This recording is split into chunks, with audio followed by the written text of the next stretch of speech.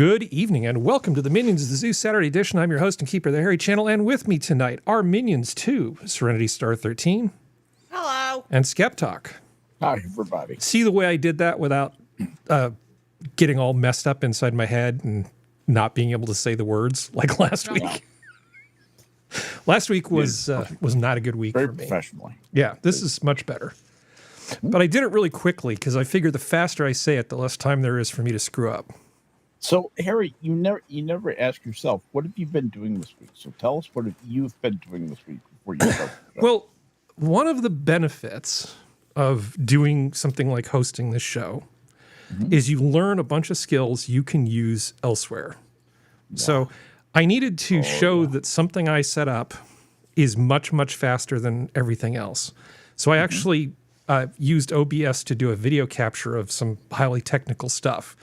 And I showed that it's like from 0 to done in 30 minutes or less. And that's basically the caption to the thing. But I was able to basically screen capture, throw it into DaVinci, add subtitles to the whole thing, right? Fix all of it. And because I sort of knew the material and I was comfortable with the mic and everything, the subtitles, I did almost all of it in the first draft. It was just that this whole video, microphone, subtitle editing thing is just very comfortable now. And you can use these skills elsewhere. Well, I have one quick question, and that is, if you're using DaVinci to do all that stuff, why would you use OBS? I used OBS to capture the process. Can't you do that in DaVinci? Capture live? No, it's easier to capture it in OBS and then import the video and connect it to a timeline in OBS, in my opinion. But yeah, what do I know? Of a bolt-on feature for DaVinci I was reading about. Okay. Yeah. No, but that was my week. So I posted a thing, and I actually feel like I did a good job. I did a good enough job that my imposter syndrome didn't get in the way. And then I took a nap. So, and here we are today. just me and my friends. Have you been baking any bread, doing anything in the gustatorial realm? I baked a very wheaty loaf. I don't usually put a ton of whole wheat in there, but I thought, getting older, got to take care of myself. An extra 10% whole wheat, that should cover it. That'll be enough, right? So I made a very whole wheat loaf of bread, and I've been eating it with somewhat expensive olive oil and za'atar and a little bit of balsamic vinegar. I like just taking really good bread and dipping it in really good olive oil. I mean, you don't need butter, you don't need anything. I'm with you. And that's, dude, that is life extending. That's life extending. All my forebears from Sardinia, that's what they have as a snack. Yep. Is exactly that bread they bake from, pretty healthy grains grown in terraced gardens on the hillside, Sardinia. Yeah. A lot of the sort of like, here's a loaf of bread that you get because it's enriched. It's got like honey or sugar and stuff in it. And I'm just like, no, it's kind of like, it's like a bread that can't decide, do you want to be for breakfast or do you want to be for lunch? It's just, I'm very fussy about that. But that's what happens when you spend thousands of hours making bread, right? Yeah, exactly. You know exactly what you like. You kind of say, hey, starter, please make more lactic acid because I want this to taste buttery without me adding any butter to it. But I have a question for Serenity. Have you ever had za'atar? Z-A-T-A-R? It's a spice mix. I have to look it up. Hold on. Is that an Iranian one? No, I think it's more Turkish. It could be Persian, I suppose. I don't know the origin of it. TUES. Middle Eastern and Mediterranean. Yeah. Cooking. It looks familiar. The one brand Badia bottle looks familiar. It's pretty So I great. may have had. It's got sumac, which I've eaten a lot of Iranian food for some reason, and they use sumac a lot, and that's the thing that gives the stuff its pizzazz. I've heard of this. I don't think I've had it, but I've heard of it. Yeah. Oh, the thing I was putting together, I was talking to my internal customer, some guy, he said basically he wanted to help out, whatever. So I'm using him as a reviewer. He said, well, why don't you just document this away. And I said, no, this isn't documentation. This is internal marketing. Okay, this is a totally different thing. This isn't a substitute for docs. This is basically saying, here's the thing, and you want to do that. And people don't understand that you market internally and externally. Right. And it's all part of the thing of managing expectations, et cetera, et cetera, et cetera. Sorry, I don't want to bore myself. If I do that, I'm going to bore the chat. Besides, they love it when we talk about food because that's like Sanguine's territory. He's sort of has staked out. No, you're fine. But he's sort of staked out the whole food thing. So chat gets cranky when I talk about food sometimes. And we're here to make chat happy. Well, I mean, we're here to have fun and to make chat happy. But you know how it is. So do we talk about porn? What? Oh yeah, we could talk about porn. We haven't brought up the Pornhub statistics for last year. Those must be out by now, shouldn't they? That's always fun where you see like what the top search categories are for different parts of the country. I can honestly say I do not know what that is. Okay, so they what they do is they know where people are coming in from. So based on IP address. And so what they do is they generate each year, I believe, a report showing what the top most prominent or most common search terms are by state. And it's hilarious. Print a map of all the states and they put the fetish. It's like you just want to go South Dakota. What do you mean feet? What the hell is wrong with you? What the hell's wrong with you, South Dakota? So the top searches was let me scroll to just tell what the top searches were for each of our home states. Well, they didn't do it by state. They did it by overall. Those bastards. It's TUES, hentai, of course. Yeah. Sex Olympics, athlete, that stuff. Coworker, because of course. Yeah. Number 3. Secret wife, amateur wife, traditional wife, trad wife are all there. Hi, Sora. I like the picture, Sora. Yeah. And demure was one of them too, and modesty. Which why are you watching porn if you want demure? But that's me. But the most searched thing, as always, is hentai because that's what it's always. And then MILF is second. I'm not saying the other one. Gen A boys are so screwed. Most searched porn stars don't care because I know none of you. Yeah, I'm looking at the map and it's like North Dakota is lesbian. Yeah, West Virginia's fat woman. Yeah, nice. South Dakota is hot. California's friend's mom. Friend's mom. Hey, Stacy's mom has got it going wholesome. on. Yeah. People just want someone to mother them and give them a sandwich. Wait. George's is Ebony homemade. Look at Wisconsin. Look at Wisconsin. Which one's? Oh, Wisconsin. Where are you? Oh God. That's just sad. Yeah. Tennessee is chubby MILF. South Carolina's wife, big BBW. Wisconsin North Dakota's lesbian strap on. Well, wait a second. What is Texas? Texas did not have enough. That's right, because they're requiring ID now. Texas. Yeah. You have to prove age. Iowa is work trip. Okay. That is very specific. Hey, what happens at the Frozen Food Convention stays at the Frozen Food Convention. Colorado's is foot job. Oregon's is furry, which is not surprising anybody. Washington is milking. Yeah. Arizona is Navajo. Christ. Wait, really? Arizona's Navajo? Yeah, it's Navajo. New Mexico is so basic, bitch. It's housewife.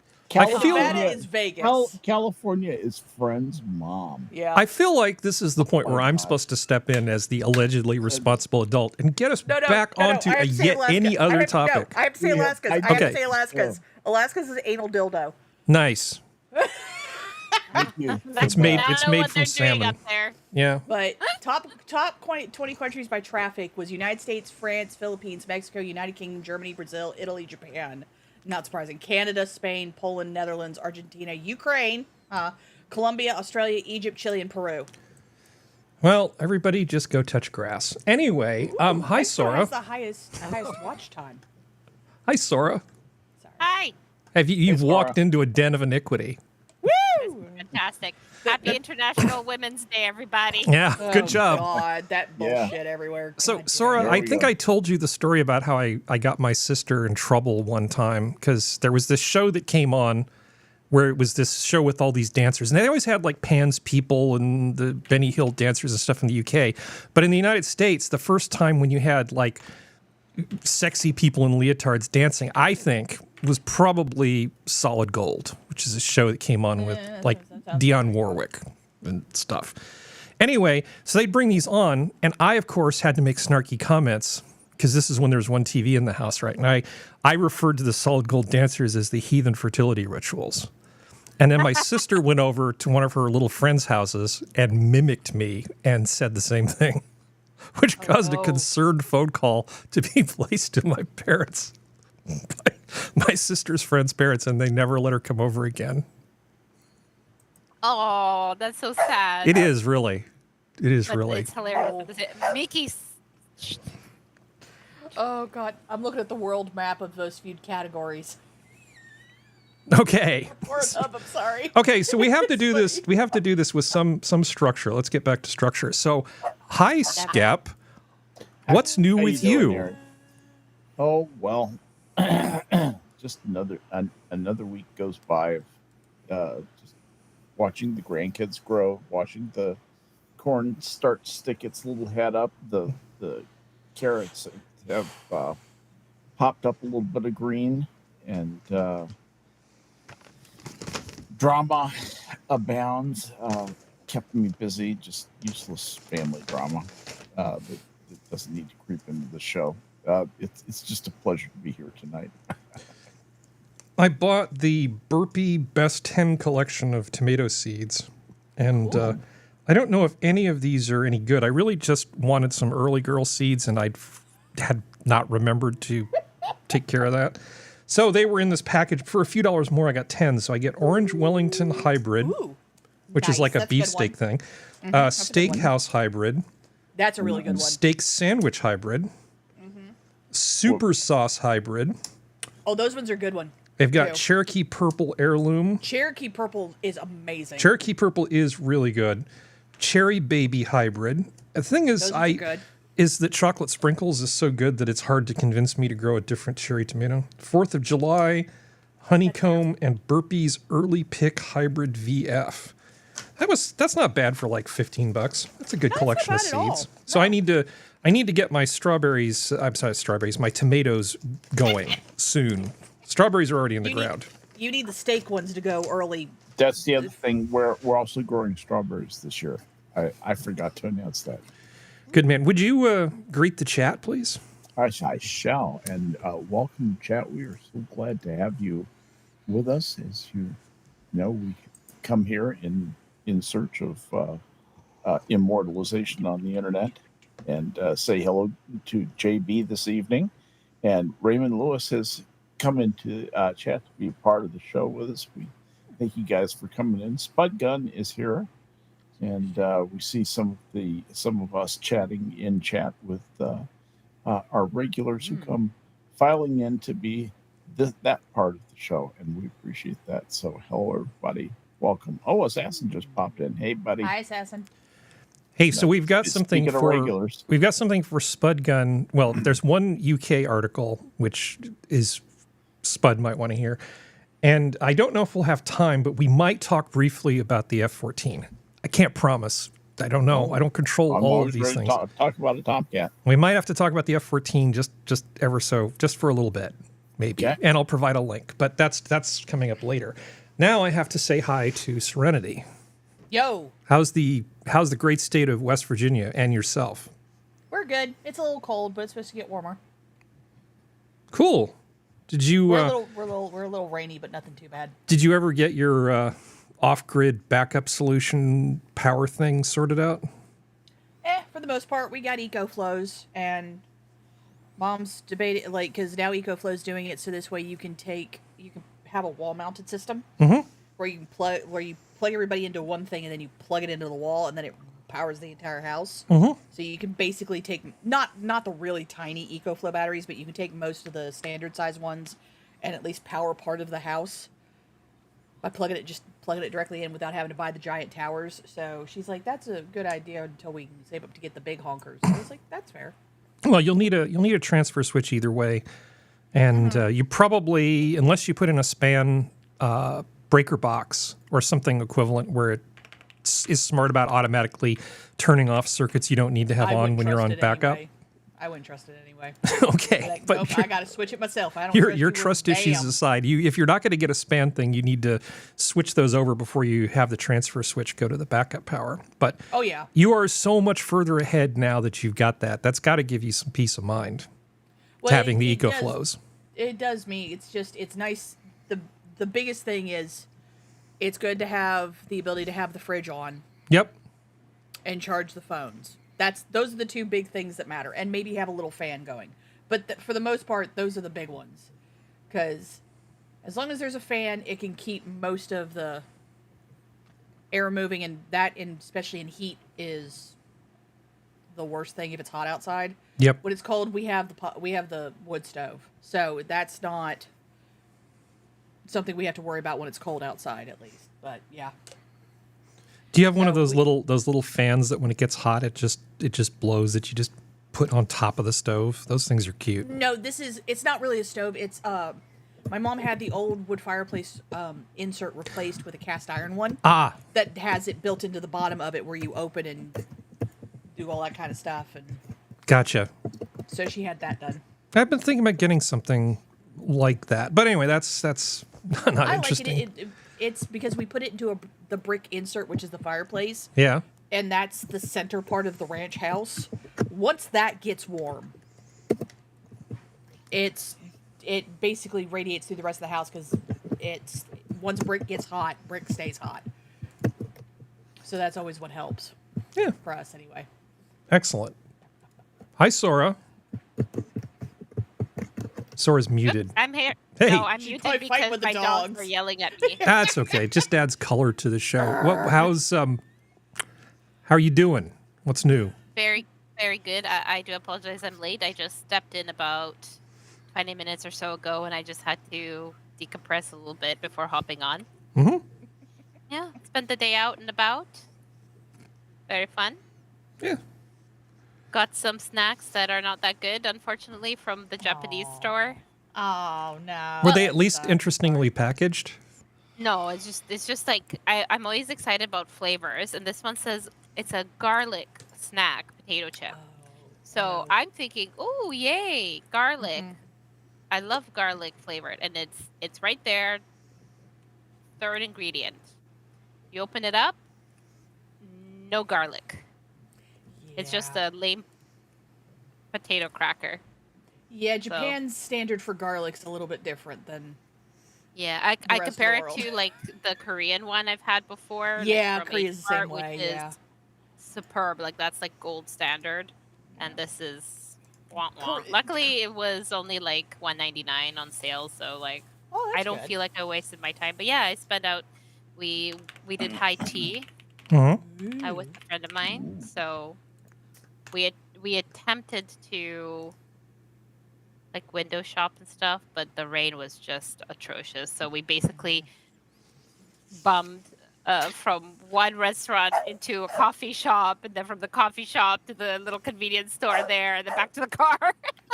Run! Yeah. Yay. Good day. I'm arranging Tomcat stuff. And now I'm being yelled at. Yes, you are. It's not good for you. I have a question for Sora. Yes. Is Alberta going to become the 51st state? I have no idea. I hear don't they're know what kicking everywhere out. their politics is all over the place there. I hope they don't. They'd be stupid. I can't remember, where does Genty Maxi live? Alberta. Yeah, I think this might be a Genty Maxi question. Yeah, it's more. Yeah. She's more. She's more on the pulse of what's going on. I honestly have a bit of a cynical view of things that I don't care. I literally anymore. Yeah, It's Montreal that's the real problem. Montreal's always the problem. You know, I really want to visit why is Montreal, except for all the French. stuff. It's just Okay, the old buildings, the food, everything just looks really All the buildings great. are beautiful. I've seen I pictures. really want to visit Montreal, but I don't want to deal with the people who live there. Montreal's fine. It's mostly students. Is it? And oh yeah, well, Okay. It's really McGill. clean. You've got McGill, Very and you've clean. got I can't remember the name of the French-only place, but you have two universities in the city. It's fairly international. Quebec City is the French one. Okay, so Montreal is. I won't have a problem there then. Yeah. No, I don't think As an so. English speaker, No, I speak. I think I know like 5 or 6 phrases in French. That's it. That's like Don't the worry, sum total they of it. won't. The moment you try to say like anything in French, they will be condescending, depending on where you are. If it's an old, you're in old Montreal, Mhm. no matter the age of the person you're talking to in a shop or restaurant, they'll be pricks. But if you're anywhere else in the city, they're fine. Nice. Well, okay. Well, there's no way to do a smooth transition to this, but yeah, I mentioned the F-14 Tomcat, and I didn't mean to be a tease about this sort of thing, but help me out here, Skep. So the F-14 essentially replaced the F-4 Phantom, right? Roughly, yes. Roughly speaking, and so the Air F-14 went. superiority could also have a ground roll. So we used to have these planes that went way faster. I mean, like top speeds seemed to be a real big concern Yeah, back then because yeah. a lot of it was just sort of macho flops, right? Because you wouldn't have any kind of range at Mach 2.5. It was just Right. like it was just kind of showing off. You look at the Yeah, modern the- planes like the F-35, it can't do that kind of speed. No, There's no it point. can't do that, but it can do Mach 1.8, and that's plenty fast enough. If you're stealthy at Yeah. Mach 1.8, you're fucking gone. You can't be found. No, I found I found some interesting videos about the aerodynamic properties of the Tomcat's swept wing, and why it's a good thing. Sorry, browsers are being annoying. Let's get that out of the way. I'm trying to do this without screwing it up. I'm sure that you're a fan of Ward Carroll's channel. Well, this is actually from Real Engineering, and I put the link in the chat, and they talk about the F-14 swing wing explained. What I didn't understand, so this thing can go well over Mach 2, and for its time, it was an incredibly advanced aircraft. The jump in sophistication from the F-4 to the F-14 was not to be underestimated. No, it was F-14 was a modern fighter plane. Well, it's not Yes. modern in the current sense. I mean, compared to Well, the things not we have yet. now, an upgraded F-15 You or don't know what all the stealth stuff. The thing is, it doesn't have any stealth at all. But for its time, it was the bee's knees. It was the dog's bollocks. It was a pretty and F4 great was an airplane. overpowered tube. Well, the initial engines they put in this thing were good, and then they said, "Well, why do we have good when we could have better?" And then they upgraded those things with those twin engines. This thing was just an absolute beast. But in order to attain the speeds that the thing had to attain, you had this swept back wing. And in order to balance the low speed and high speed performance of these things, it could actually move as you're flying, right? Yeah. It also has the advantage of you can swing them way back in so you can stack them on a carrier deck, but that's almost a secondary thing. Just a slight point of contention, Harry. Yeah. Assassin is saying in chat, no, top speed is still a concern because you must be able to chase down or escape threat, and Fat Amy can only top Mach 1.35. Yeah. The FA-18 Hornet goes Mach 1.8. Yeah. 1.8. But we're not building planes that flirt with Mach 3 anymore for our fighter planes. It'd be fun, though. Stealth and range and things like that, they've put as more important sorts of things because missiles tend to be faster than airplanes anyway. Yeah. But Well, they don't have to worry about keeping their passenger alive. yeah, and I'm not the one who makes these decisions. I'm just a casual armchair observer. But what's incredibly cool about this swept wing is, it gives you the ability to have more stability at low speed but still have the ability to go a lot faster as you sweep that wing back. But it changes the center of gravity on the thing. It actually causes the nose to want to dip. Yeah. So this is a real problem because it just like you need to be able to handle the damn thing. Let's see if they get to the point. There's like a little. Harry, you're not showing anything. I'm not. No, that's what I was trying to tell you. Well, that would You're make not things showing far anything. less interesting I was for like, everybody. I was like, is he pointing at things? I think he's pointing at things. I don't see anything. There we go. There's the swept-back wing. This is the whole we go. swept-back We wing. need to use our imaginations. Now we're seeing the stuff. Damn Now it. we can see it.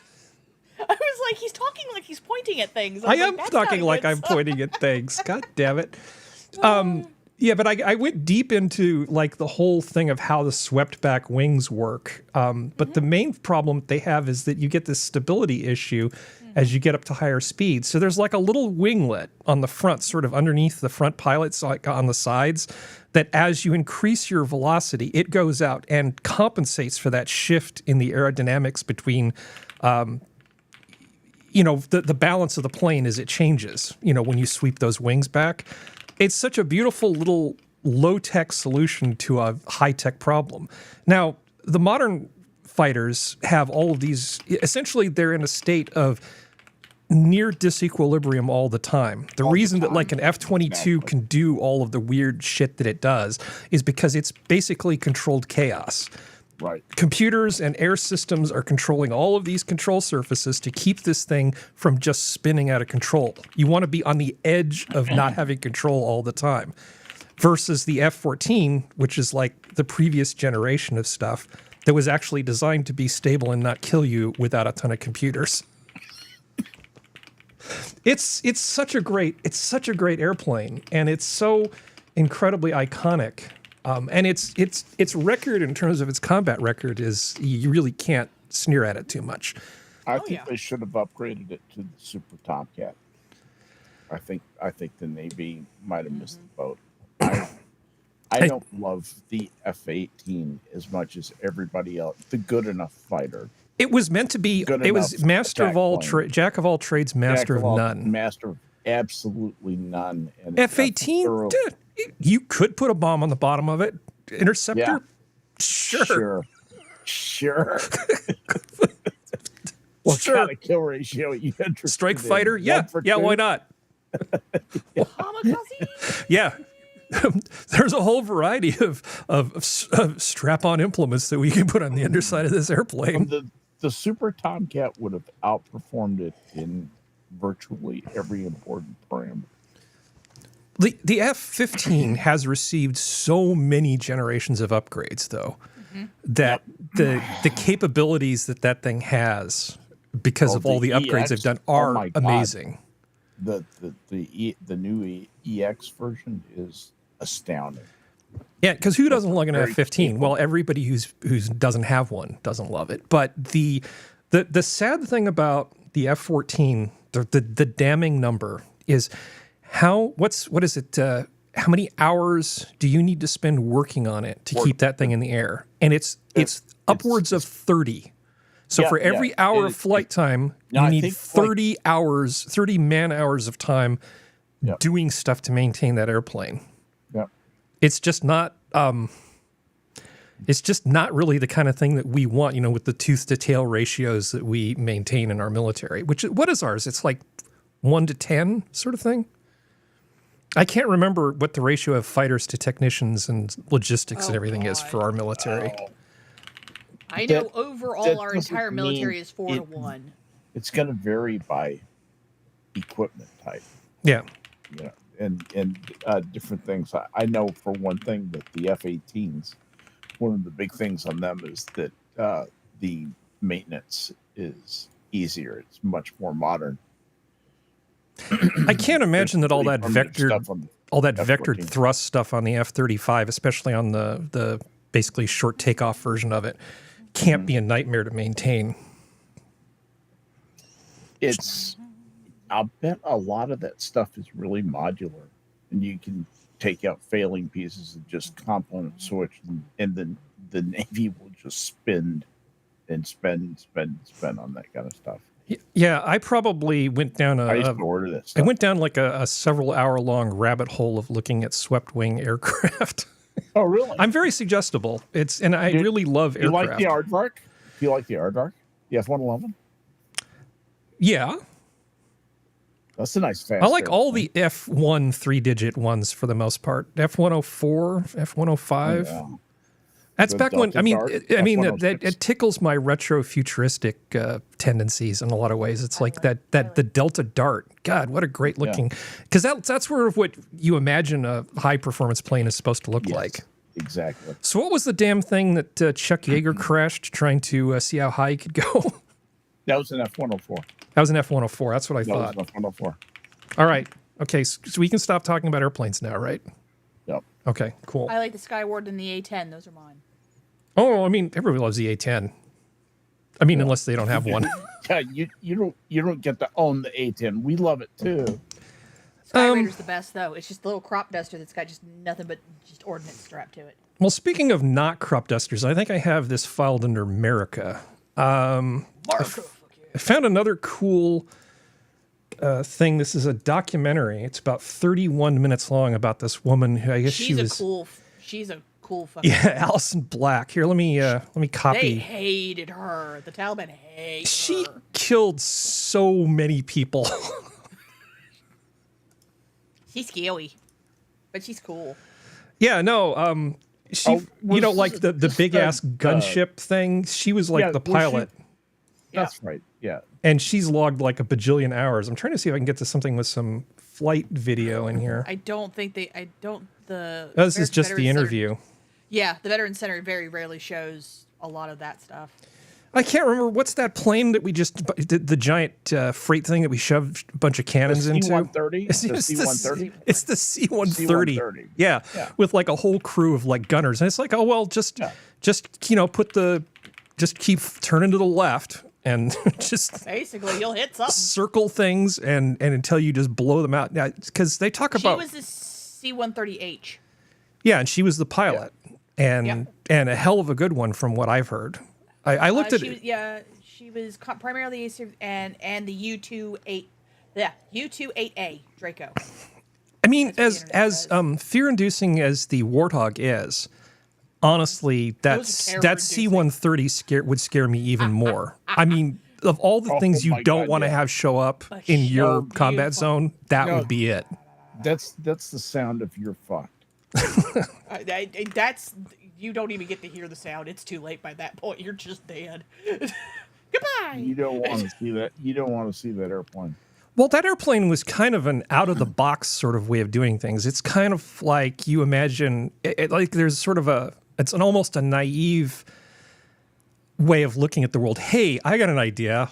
Look at how big that plane is. I bet we could fit a cannon in there. It's like, well, the Warthog, they took a huge, high caliber machine gun and then built a plane around the damn thing and put a titanium bucket in for the pilot so he doesn't just die. And you can shoot that thing to hell and it'll still fly. You can still get home. I don't know what the size. They have some big cannon on there. I can't remember what the muzzle size is. On what? It's on the C-130s, but it's their big gun. It's like a 4-inch gun or something, and it just blasts the living shit out of these guys. Yeah, I don't like watching like women box. I don't think foxy boxing is interesting. It hurts some part of my brain, my lizard brain way on the inside. It kind of annoys me, and so I'm a little uncomfortable with women in sort of frontline combat and stuff. But this woman has balls of steel, and she knows that if the plane goes down, it's going to be that much harder dealing with the people on the ground if she survives. And she knows that, and it's not like she's naive or anything else. No. She's just being a patriot and doing her job, and you can't argue with the results. This woman was a complete ass kicker. Most of the loadouts are either a 30mm cannon. That's the one. 30 or the 155 or 105mm cannon. No, I was thinking of the 30mm. The 30, yeah. It's two of them too. It's not one. It's two. Interesting. Yeah, it's like a flying pirate ship. You know, it's like we'll just go broadside. Just stick the cannon out the side and pull up next to somebody. Well, the wing of death thing it does, like where it does the stuff to make it so the missiles can't hit it, where it does all the shooting out of all the like firework looking things out of its back end. Mm-hmm. That's terrifying looking, even though I know it's just there to protect it. But that's woo. And Assassin's saying some of them also come with a 105 millimeter howitzer. Yeah. I was looking at them. It depends on M137, 105. There's the Super Hercules. There's the Spectre. There's the where did it go? Yeah, Hercules. There's so many different versions of the C-130. Yeah, it's so many different versions of C-130. Right. But still, it's like, Mamma Mia. Hi, Keishel. But anyway, you take a round from a 30 millimeter cannon, you're done. You see those things sticking out the side? Mist. It's so pretty. Let's just put all the guns. I think there is a gun on the other side, but there's just like a disproportionate amount on the left side of the airplane. Turning left. Yeah, as I said, just keep turning left, and bad things will happen to anybody in that circle. And I think Duck Dog said it can fit 2 Abrams tanks. So on top of kicking your ass in the air, it just lands, drops off some tanks, and goes back up, and you're doubly screwed. It can drop them from the air. Yeah. Yeah, I've seen some of them do that. I've seen some of the videos of that. That's so cool. I just don't imagine modern military people designing something like this. You know, they just trying to convince them, hey, no, it's okay. We can put most of the guns on one side. This will be great. I'm trying to imagine what that meeting would be like. And they'd be saying, but then there are enough guns on the other side. It's like, why would you want to do that? You're not doing air to air. You're doing air to ground. Right. And you're just trying to optimize. I'll just fly up on the right-hand side of it. It'll be fine. Yeah. There actually would be a problem with weight. I'm sure that they do some load balancing with ammunition. Mm-hmm. Because the ammunition that leaves the plane really affects the overall weight of the plane. You're shipping a lot of lead out if you get rid of it. Well, probably not just lead. Probably depleted uranium would be some of it. Even denser than lead. Yep. Not much denser. Yeah, nuclear waste, it's not a problem. Yeah, it's not our problem. Have your share. All right. This has turned into a very weirdly military-specific thing, but... yes. Onward and upward. Onward. Well, I don't know about upward, but certainly onward. Okay. So Elon Musk made the comment. He said, because we've been talking about trains lately, he said, Elon tells foreigners not to use Amtrak because it's kind of embarrassing. Oh, fuck you. It's like, you don't get to be an American and be elitist like that at the same time, Elon. Yeah, fuck you, dude. Rein it in. I wish he wouldn't make comments like this sometimes, but you got to understand where he's coming from, though. I'm not trying to excuse it. No, you're just explaining. Snotty comment, but he's coming from the idea of, I have an idea in my head of what trains ought to be like, and it's not Amtrak. And I'm embarrassed that they are representing America because they should be so much better than they are. That's really. If you asked him, he would say, that's what I'm saying. Yeah, well, someone needs to actually PR his ass and make him, I don't know, shut up sometimes. Yeah, that was a stupid thing. Why just create political hell for yourself? Shut the fuck up. Well, it's also, as someone who's ridden a lot of Amtrak, it's not even close to I bad. have also. Yeah, I have also. It's not even close. You're quite right. It's like some of the... good. Like, I legitimately, Harry may have a weird knock on his door one day.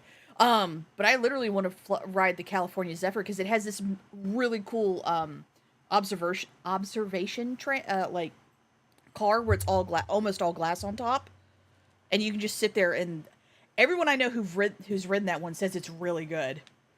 So and they've ridden other trains in other countries, and they say it's really good. So it's just like, I would like to know how much of Amtrak he's actually ridden and how much he's just heard, and thus made that assumption that is partially wrong. ride it from Chicago to San Francisco. Oh yeah, absolutely. That's the plan. Because I'm not going all the way to California and coming back. I'm doing it back and forth. I'm doing it. Good job. Assassin, I understand that, but every train system in the world except for Japan is like that. They all run late. But you know what's great about our trains versus other trains? It's that they run through America and all of the natural beauty that comes with that.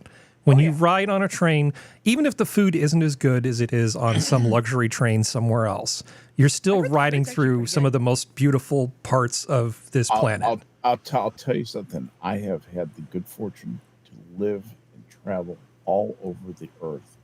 And America, the 48 contiguous states, just right here, has got it all. We've got every kind of beauty that exists in the world. It's really an amazing country. Yeah, soon to be 49. Yeah. Oh, wait. Hey, wait, hold on. But if we make the right part of Canada, sorry, Sora, we're gonna have to do this, part of the United States, then Alaska becomes part of the contiguous United States too. Oh, snap. Yeah. So you're gonna have to take what, BC and the Yukon? Yeah, Yep. we have to take Well, you the just Yukon, need one too. part of it to touch, and it's contiguous. So, I mean, BC should do it, shouldn't it? I don't Nope. think we touched it. We No, touched it's Alaska? Yukon I don't think in we between, do. I believe. Oh, no, I thought that bit of Alaska that goes down where Juneau is was adjacent to That's BC. not Yukon. That's BC. Yeah. That is BC. Quite right. Yeah, we don't have to snuggle up to Down all of by Alaska. Ketchikan. Yeah, Yeah. you just got to go down for that little panhandle off of Alaska and go from there. Yeah. That was a good investment.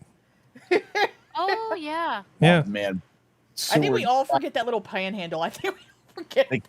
They called it Seward's Folly after the Secretary of State insisted that we buy Alaska from the Russians. Well, it wasn't until after Seward was dead that anybody realized what a great deal he got. So, like a lot That's of right. people, he was a bit ahead of his time. No, he was marked for death in the Lincoln assassination too. Yeah. Interesting cat. So, your state, Skep, because we've talked about like tiny cars and things before and like tiny little trucks.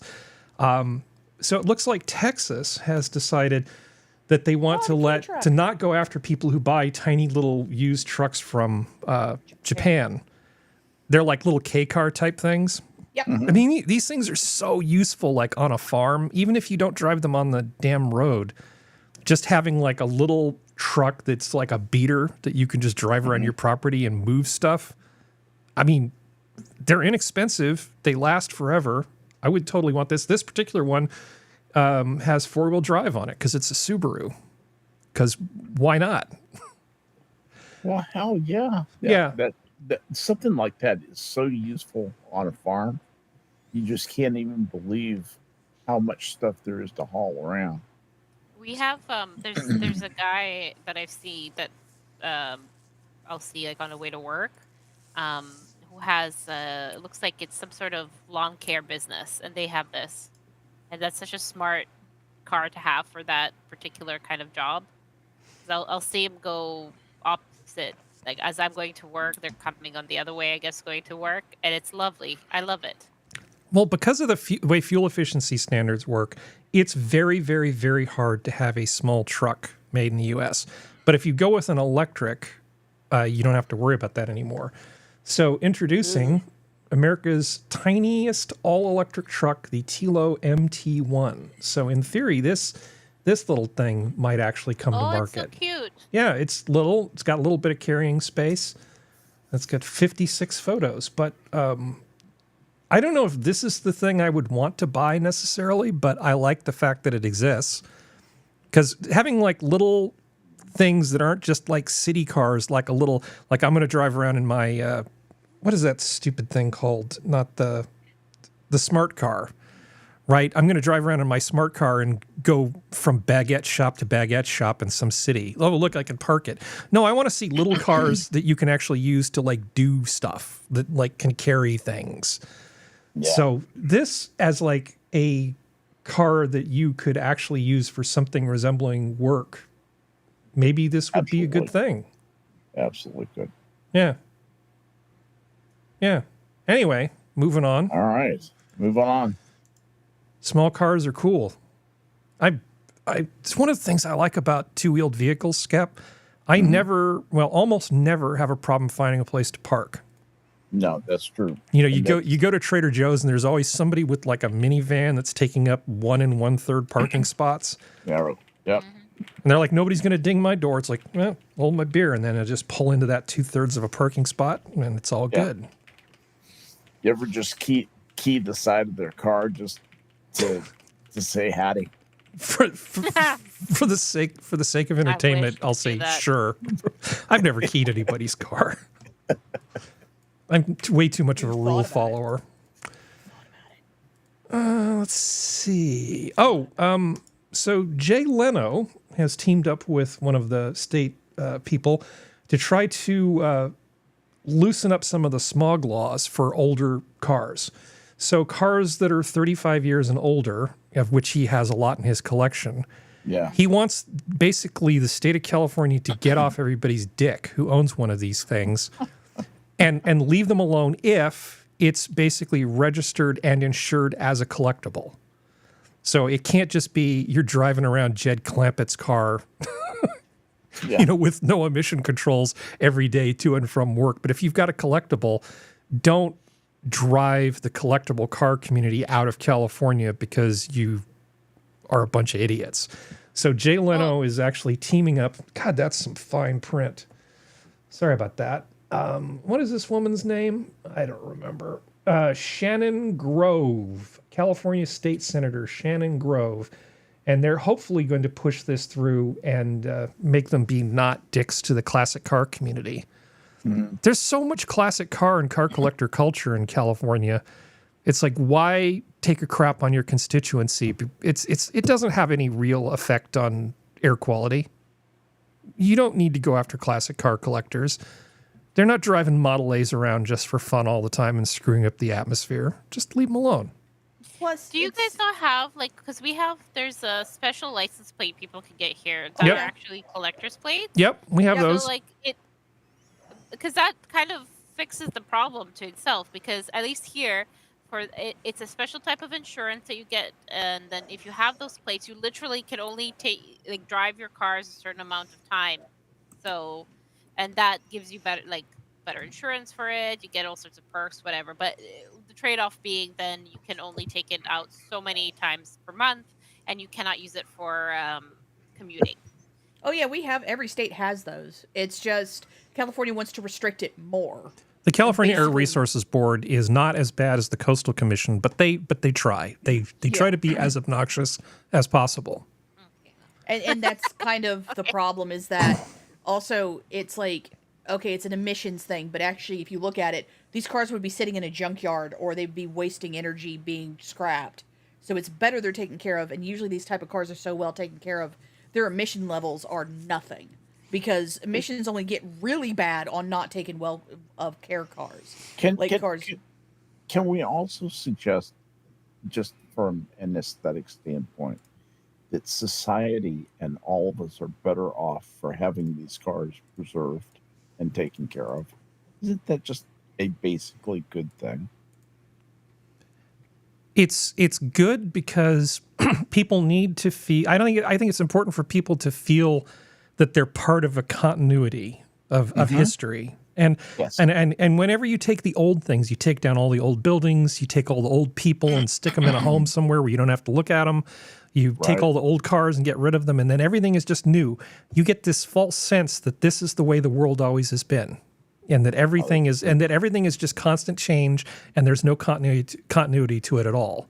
I don't think psychologically it's actually useful for people to feel like they're just sort of floating around in the river of time. Oh, by the way, when I was making that stupid video, I wrote an intro to it, and I slipped in some Kamala Harris language just for fun. I said that basically I didn't cut anything out. There's no sleight of hand, that all of the time it takes to complete this task is basically in this video. And I think I said something like, you will be burdened by the passage of time. And I thought about going more.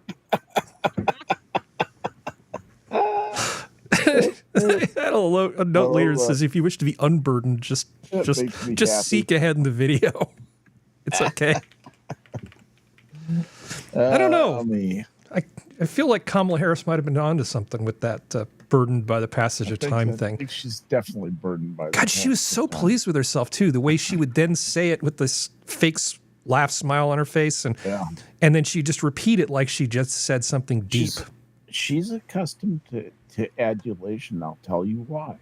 Because she was Willie Brown's side piece. And she accumulated a tremendous amount of political power, especially as long as Willie was, standing in back of her, and he's very loyal to her, and I'm sure she's very loyal to him. And he's a political powerhouse, the likes you haven't really seen since Pat Brown. The dailies.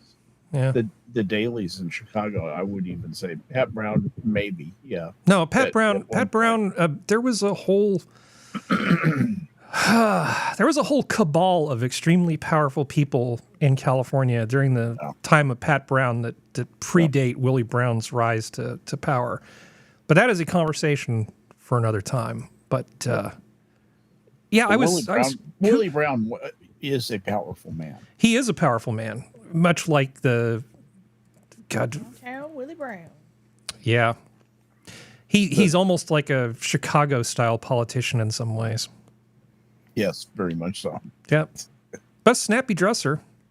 Favors for favors. Yeah, very snappy dresser. And favors for sale.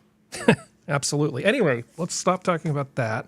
Oh, the UK thing, because we talked last week about Apple and their thing where they basically wanted Apple to, UK wanted Apple to open up a bunch of their encryption stuff so people could just, I don't know, as whatever the government wants to do under the Snoopers Charter, just go through iCloud data, because why not, right? And not just limited to people in the UK. They wanted to look at all of the stuff in the world, and they also tried to force them not to let anybody know they were doing this, because the UK, just a bunch of stand-up people. Keir Starmer is just exactly what the UK deserves. So as a follow-up to that article, UK quietly scrubs encryption advice from government websites. It used to be that on the government websites, they would tell people in industry, for instance, protect your data. Well, they got rid of all that advice. It just sort of disappeared from the UK websites. It's like, it'll be fine.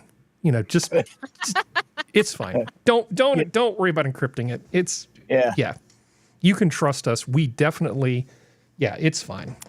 Just put your password on a Post-it note on your monitor. Well, with Doge, remember, Trump got in office and a whole bunch of stuff about DEI disappeared from the White House website overnight.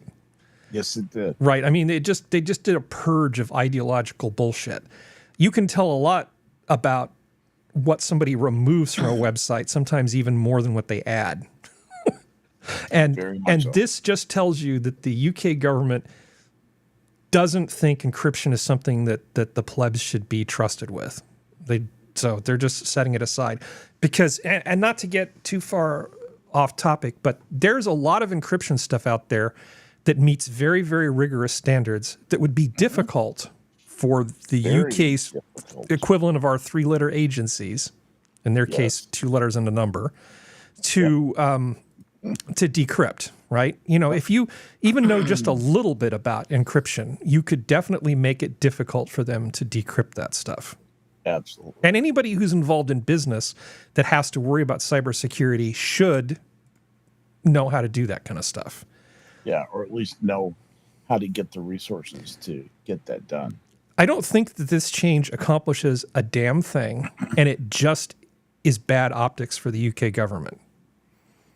Because the people that they're basically targeting already know what they need to do, and them taking it off their website just makes them look weak. I was going to say, what change? What is the net change here? The net change is they look like they're running away. Oh, do help me keep an eye on chat. I'm aggressively multitasking, and I freely admit I'm not keeping track of everything simultaneously. Oh, I've got too many tabs open. Okay. I've got Harry's problem. So did you guys hear about what happened with Firefox? Are any of you Firefox users? I use Very, very rarely. Firefox to run Google Earth. Google Earth. And it's the best behaved on Firefox. so I think Serenity said you used to be. And Sora, what did you say?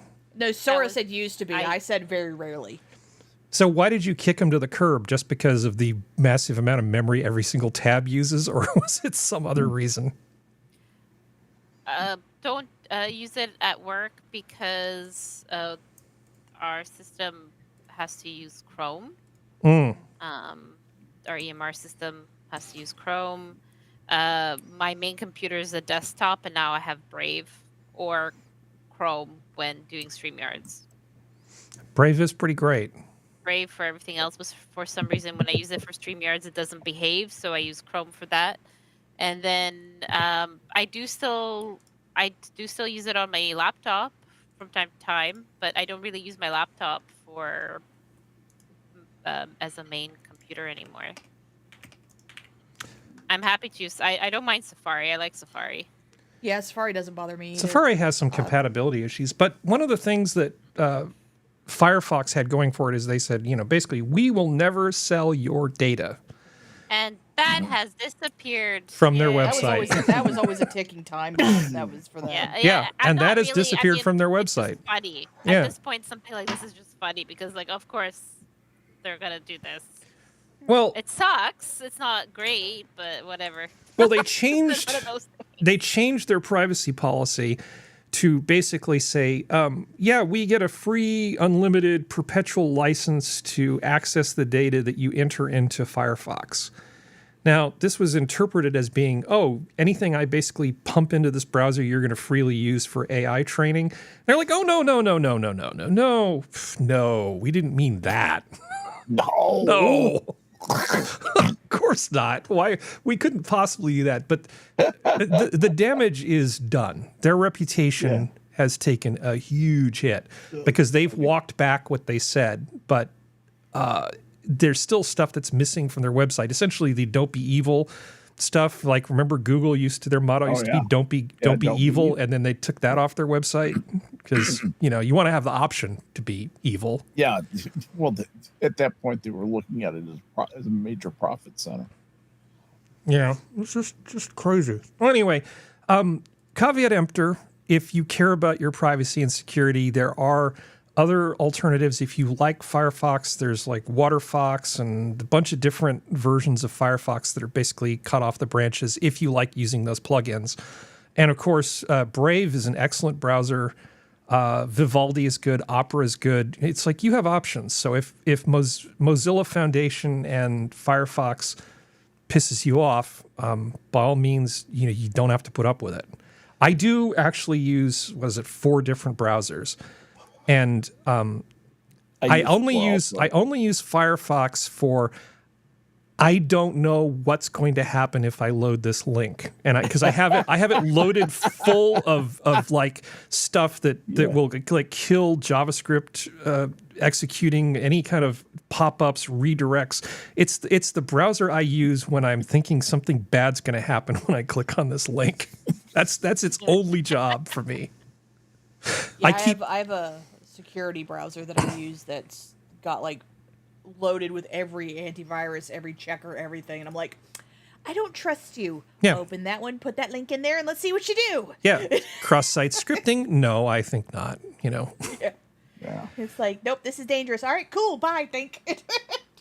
Well, one of the big ones is also from a privacy perspective is, I think no refer, because it's really easy to sort of track people as they move around the network if you actually send refer stuff. So you can put a little 1 pixel transparent GIF on a page and it gets loaded. And then it will essentially, and it goes to like Google or whoever, right? And then when they look at that request that came through, it'll have the link, the URL of the page that was embedded in. So unless you essentially defeat, set it up so that it won't actually send the refer, instead like have it overwrite it with sort of like, oh no, I'm coming from you. The thing referred to itself. Here, have a nice time. there's just so many ways you can get screwed online that the data security is important. Brave is actually a pretty decent browser. Firefox did just introduce some new vertical tab mechanism, which a bunch of people are excited about, and I don't know if they rushed it out. It's like, oh, our reputation is screwed. How about we introduce a really cool new feature the day after? Ignore the stuff before. Yeah. Pay attention to new pretty tabs. Yeah, and Is it maybe like maybe it's awesome. I don't know. Or is it like where you group them or something like that? I haven't even looked at it. It's some vertical tab thing that's supposed to be the greatest thing since sliced bread. Well, I know Opera already does something like that because I do that with Opera all the time. Like you can group them and it'll tell you like how long ago. Like, it'll give you like a line underneath them. How long ago you used this tab and all this other stuff. All right. Well, let's see. what I do. Browser watch done and done. Yeah. Let's see. This is actually old news now. You guys probably already heard about this because this was a leftover from last week's show. There was a Bay Area teenager, graduate of Gunn High School in Palo Alto, Skep, who had like almost perfect SATs, had a much, like a 4.3 something GPA because of honors credits and all that sort of stuff. Yeah. And he applied to saw every this. single one of Yeah. these top tier universities to get in. Yeah. Every single one of them denied him. Wow. But then he got hired by Google at age 19 to come work for them because he's just that good. Right. And he's that guy. See, this Yeah. is What's not his name? this is not what they were looking for in the DEI world. No, we don't want some guy who's like really hardworking and talented and good at his job. No. You like not to be that person, but doesn't he check like at least one box of No. DEIs? Asians Or are is he the wrong? no. Asians get disadvantaged in some of the things even worse. Are So we- like are we still- in the University a of white California system, for instance, they actually would, based on ethnicity, when they were evaluating candidates, they would subtract a certain amount from their SAT scores, and they subtracted even more from the Asians than the Caucasian Americans or whatever we're called now. I think they subtracted Right. like 800 points or some crazy. It was some terrible, terrible thing to try to balance out everything. I think we are white or white appearing. Is Yeah. the way they classify us. Real. I'm not kidding. That's Well, it was that's the claim term, but mostly it's because statistically speaking, when you look at the demographic breakdown of household income in America, the top earner are Asian, and then whites, I think, are next, white or Latino, or white Latino air quotes, and that's the reason why is because they did not have a hard enough air quotes time in life, and thus they are not underprivileged enough, another air quotes, so They functional. they get screwed over. That's basically what it is. Yeah. Hello. Yeah, so he applied to 16 colleges with an outstanding academic background, and they all said, nah, we'll take a pass. We're looking for somebody with a more compelling story in their admissions essay. yeah. Yeah, If you could be a chick, be lame, gay, black, that'd be good. just Well, I Kathleen mean- Kennedy the hell out of his admission. Oh God. It could be because he was from California. Yeah. They may not think the schooling system in California. Well, he is was good enough. applying to the University of California, among other places. That would tell you something right there. They're probably like, nope, goodbye. Well, in this list. Sorry, it's if I wish I could make this Berkeley, Stanford, larger. Cal Let's see. Can I? Poly. No, it's going to be stupid. CD University. So these are some great schools: UC San Diego, UCLA, UC Santa Barbara, Cal Poly. Cal Poly's a great school. Stanford used to be a great school. UC Berkeley, still world class. UC Davis, Caltech. Sorry, you don't get into any of those with your almost perfect SAT scores and your fantastic He did not get GPA. his Cal Poly? Yeah. And honestly, it used to be that Davis was, as good as it is, was sort of like, well, if you can't make it into Berkeley, because Berkeley's hard, or you can't Go make to it into UC UCLA, you would basically roll over to UCSD or UC Santa Barbara or UC Davis. Davis was not considered a really hard school to get into, Nope. except for the see, veterinary Davis- medicine program.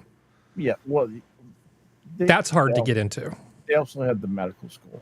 They had the medical school, they had the veterinary school, and they also had the viticulture program, which Remember that was where amazing. The Baki case was decided. He was the guy who was denied admission, even though he was far more qualified than the last person who was admitted to the UC Davis Yep. medical school, and he made it to medical school a couple of years later and had a very successful career as an anesthesiologist. The person who took his place in medical school went on to be a notorious malpractice person who got their license jerked and I think ended up in jail in Los Angeles. Yep. I remember this case now. Yes. See, I don't understand why these universities and colleges are so stupid. Why wouldn't you still take the upper 1% like this guy and your diversity hires, and then the people who are just less than perfect, just less than Stanley here? The white kids, the Asian kids who aren't brown enough, you tell them to go screw. Then it's easier for any of these universities in a courtroom setting to say, well, no, we weren't discriminating because of racial discrimination because he wasn't brown enough. Look, this guy was a perfect student. This guy was less than perfect. Sorry. Hey, Functional. Hi. Hi. Hey, Functional. So partially answer your question.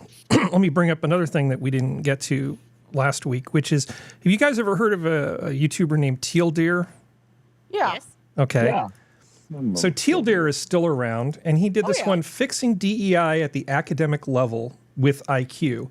That's a dangerous path. It is a dangerous path, but what he actually did was he went over a study. So this is one of his research things where he's looking over it and found that if you look at a few decades ago, what was the average IQ of people in particular parts of the administration?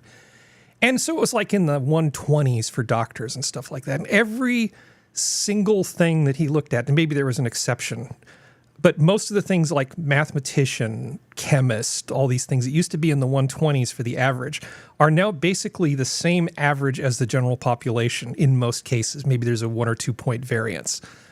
But academia, which used to be, let's see, now I have this time set to a reason. Maybe it's because I should hit play. Study at that institute, you have to be a lot more discerning in where you go, when you go, and how much you're going to be spending on that education. Yeah, he's basically, that's the caveat emptor thing. This is a great channel. I mean, I love everything the guy does. It's one of the few Patreon things that I still keep around. I always give this guy a few shekels per video when he does put something out. So what was I saying? Essentially, if you look at the numbers, it's pretty obvious that they're not being terribly selective about who they let into universities now. And as a result, because they're thinking everybody should go to university, a lot of stuff has just been dumbed down. And that's got to make its way into the administration. These are not really our best and brightest. These are just people in the community now. And I don't think, obviously with the whole student loan thing that's been going on, that we can afford to just let everybody go to a university and study medieval literature as a vanity project. Obviously, the people who are the best and brightest at that stuff, yeah, they can go. And honestly, the university, just from their endowments and stuff, could probably let them go pretty much for free. But we have a ton of people who've been going to universities and getting jobs in them that have no business being there. I know it's a very elitist thing I just said. On the macro level, it does a lot of harm. The micro level, it does some great things for some people because, people graduating from trade programs or who are apprenticing now, or at least for the last 5 years, 6 years, they're making a lot of money compared to their peers who are, taking these programs in universities and whatever, and then getting out and realizing, oh, I have to actually work to make a lot of money, even though I have a fancy degree. Yeah, idiot, because there's 500 people with that same degree gunning for the same jobs. It's just market saturation in those fields. The ones that actually take courses that are in fields that aren't like underwater feminist basket weaving. Yeah. Well, I mean, academia is just a complete mess. I was actually talking about this separately with Prospero and Skep earlier. I mean, we all agree that it's. I wish they could fix it, but I almost feel like they have to just start over. And that's the closest I'm going to come to being an accelerationist. But Teal Deer is great. This is from 7 years ago. And this was where he was covering some of the postmodern bullshit papers. And this particular paper he's covering is titled The Conceptual Penis as a Social Construct. He has so much great content. Yeah. He's totally, yeah. I mean, Teal Deer does just fantastic stuff, and he's always running afoul of stuff on YouTube. Teal Deer myself, he's great. He did a fantastic one about the pink tax, because everybody sort of thinks, okay, well, you shouldn't charge more for things that are targeted to women. You know those pink plastic razors that they make? It actually costs a lot more money to make pink plastic than blue plastic. Little known fact. And he goes over the chemistry involved in like why it's more expensive to do that. It isn't just asserted without proof. He actually goes into the chemical structure of what makes a pink plastic and how hard it is to actually make them. But enough shilling for Teal Deer. Well, the reason it's hard to make, I'm just going to get a little bit of the chemistry is because this isn't something that you dye. This is not you putting dye and having the dye adhere to something. That's not how you make plastic. To make the plastic, you have to make the plastic be that color, and it's really tricky. It really is. Yes and no. There are techniques, like for instance, for keyboards, if you're making custom keyboards, where you get some types of things that are dye sublimation. So essentially it is just a surface coat, but it's pretty expensive to actually do that. But you do that when you want like unique patterns and things, but it will just wear off over time, right? You'll just rub through and suddenly it's not there. The better keys. A person's razor is in a hostile environment, the bathroom, which is full of soap and gets rubbed on and all that sort of thing. You want it to stay the same color. Of course, you don't use them. You don't use a disposable for that long, I would think. But Serenity, you were going to say something about, I glossed over the pink tax, and I think you wanted to say something. Well, the slight thing is that there's some parts of the Bay Area teen story that aren't being talked about, like the fact that Daddy works at Google. Hey, lots of people get connections, but he was still qualified enough for them to hire him. Google isn't going to hire somebody just because Daddy works there. You still have to go through the process. Yes, but it can help the situation, and it can also make sure that he knows the right stuff to put on the resume to get the job. Oh, he's a graduate of Gun High School. Now, Gun High School is like the thing that you would see in a work of fiction. Like, imagine a fictional thing about like geeks who have like super successful parents. It's like the show Eureka, except it's a high school. That's basically what Gun is like. So this guy's got connections and all sorts of other stuff. But still, his test scores and stuff are easily more than good enough that he should have gotten into at least one of those damn schools. Yeah, definitely. But no, but I take your point. Yeah, I mean, how was he able to get into Google? Obviously, having a recommendation and a foot in the door makes a huge difference. Just a huge difference. You were absolutely right about that. But I don't think you're saying that he's not smart or not qualified, just that he had some privilege, right? Oh, she's gone mute. Okay. Anyway, let's get off of the Teal Deer thing. Let's see. Is everybody still with us? We still have Sora? Yes. Still have Functional? Nah. Okay. Let's see. There was some stuff I was going to talk about. Okay, let's talk about this stuff, because I think since Functional's here, you know your old TV, at least a little bit. Let's see. Entertainment. And zoom straight to the moon. Okay. Hey, Sora? Yes. Do you care about this Blake Lively meltdown thing? I have not followed it whatsoever. Okay. It might be hard for me to talk about that if I'm the only one who knows about it. Serenity? Yeah? Have you been following this whole Blake Lively thing? No, because I don't give a shit. You don't give a shit. Okay, so we'll skip that. I'm sorry. That's okay. Yeah. Is this about some rap star? No, Blake Lively's an actress. But it's basically, I tell Instagram I don't care every single time one of those gossiping little ninnies comes on the app going, okay, so this is what's going on with Justin Baldoni and Blake Lively. I'm like, I don't give a fuck, honey. It's Like, grow up. Well, there's the whole, there's a lot of people sort of acting out. Blake Lively, Rachel Ziegler. There's just a lot of celebutard behavior going on. But I'm going to set I'm going to set that aside. If you want to talk about the Rachel Ziegler. Well, we could, but instead I'm going to bring up this because this will actually be a little more fun. So Star Trek Visionary is rebooting 3 more vintage sci-fi shows. Well, we can't come up with any new ideas. Why don't we just go into the back catalog and see if we can't dust off the following shows? Time tunnel? They're going to dust off Voyage to the Bottom of the Sea, that Richard Basehart thing, right? Yeah. They're going to dust off Time Tunnel and Land of the Giants. Okay. Oh, cool. So, show of hands, are you familiar with some or all of these, Serenity? Yeah. Okay. Yeah. I remember TV Land back in the day when TV Land actually showed really old TV shows, and I loved those ones. Sora, are any of these familiar to you? Not really. Okay, I'll show you some clips just to give you a rough idea of what it's like. What about you, Functional?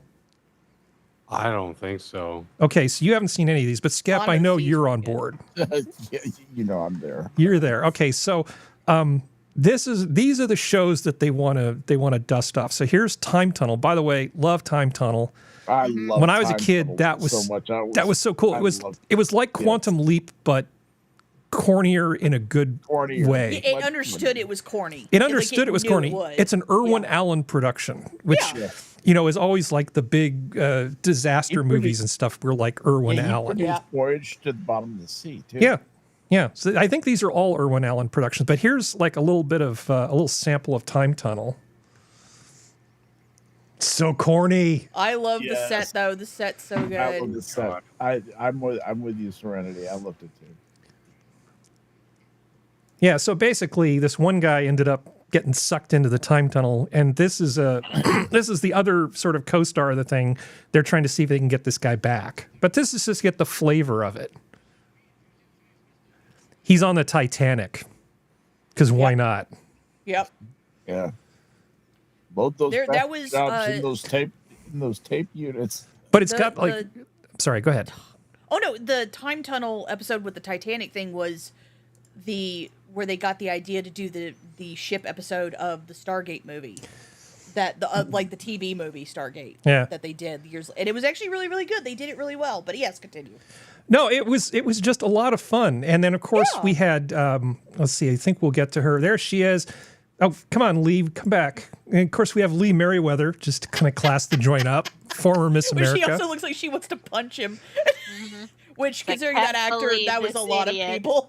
So one of the actors is a Colbert. I think it's James Colbert. I did check. No relation to that nitwit that's on CBS now. Okay. So I did that because I knew that as soon as I said the guy's name, that Serenity was going to start typing. So Serenity, you don't have to look. They're not related. Yeah, I'll still look. You can if you want. want. I'm kidding. But it's just... I'd like... God, that's time profile. It was a lot of fun, but you know that the remake is going to suck. It's just going to suck. It's not going to ever live up. It's not going to be fun. The thing is, this isn't good TV. It's fun TV. Yeah. Nobody's claiming this is like art. It's just fun. It's a lot of fun, this kind of stuff. And the problem is that modernly, so many people want stuff to be so much deeper than just fun now, and it's both sides that do it. They can both act like they don't, but both sides are like that. It's like, but plot holes. It's like, did you enjoy? Was it fun watching things go boom? Yeah. Then shut the fuck up. Yeah. Okay, so here's Land of the Giants. Okay, so Land of the Giants. Land of the Giants, essentially in the not too distant future, space travel is a thing that people do. So essentially, it's like getting on an airplane, but they end up crashing on this planet. And it's kind of like Earth, except everything is huge. Now, it's really stupid. So it's like a sci-fi Stuart Little crossover thing. Mm-hmm. I cannot imagine how bad a modern reinterpretation of this is going to be. It's going to be awful. Land of the Giants. There's all the tiny people. It's like Borrowers. It's very cool, actually. Yeah. This looks fun. It is fun. It's also the fact that, like, those sets were so much easier to build because you didn't have to make them complicated. You just have to put a wall and, like, some lines and line it up right and you're done. I mean, technically speaking, this is actually pretty great. You know, they had to yeah, build absolutely. this They build did the the set. Borrowers movie. Yeah, that was excellent. Yeah. The Borrowers movie that was like a decade or so ago was But- amazing. I mean, essentially, it's sort of a Castaway, Everybody's Giants. It's kind of hard to describe, but I mean, you see what it is. It is what it is. It's Gulliver's Travels. The modern version of this is going to be just terrible. Oh my god, they should CW it. Oh, they'll CW it. They'll absolutely will. Okay. Make it the sexy teen land of the general. Oh, All right. the amount of sexual innuendo shit that's going to be in it, 100%. And Voyage to the Bottom of the Sea was Bottom of the Sea is essentially really like good. a submarine adventure sort of thing. It was like a high-tech submarine, modern day Captain Nemo. Is anything I'm saying sound reasonable, Skep? Yeah, no, all of the above. Skipper, I know what I'm talking Voyage about. to the Bottom of the Sea You was read plus, probably you will one of the bypass easiest circuit because breakers. you think Get out about of my the way. easy- Believe me, sir, you will start a fire. He's going to plug it in. No! No, Oh! don't plug it in. Get out of my way. I'm going to plug it in. I'm first officer.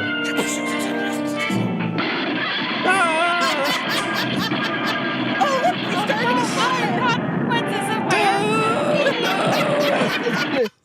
That's the way subs work. As soon as you have an electrical panel fire Yeah. inside, the sub just goes crazy. The sub just goes crazy. So, what do you think, Functional? Do you think they've struck gold here? They're gonna take over TV entertainment with this.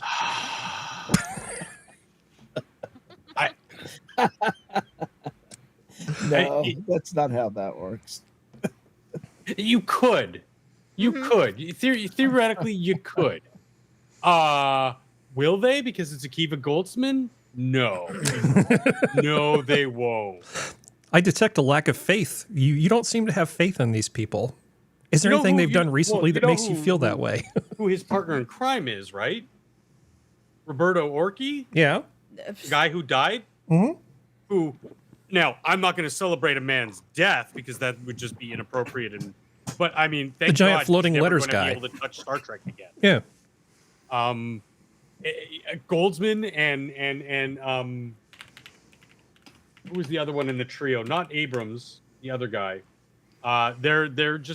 They are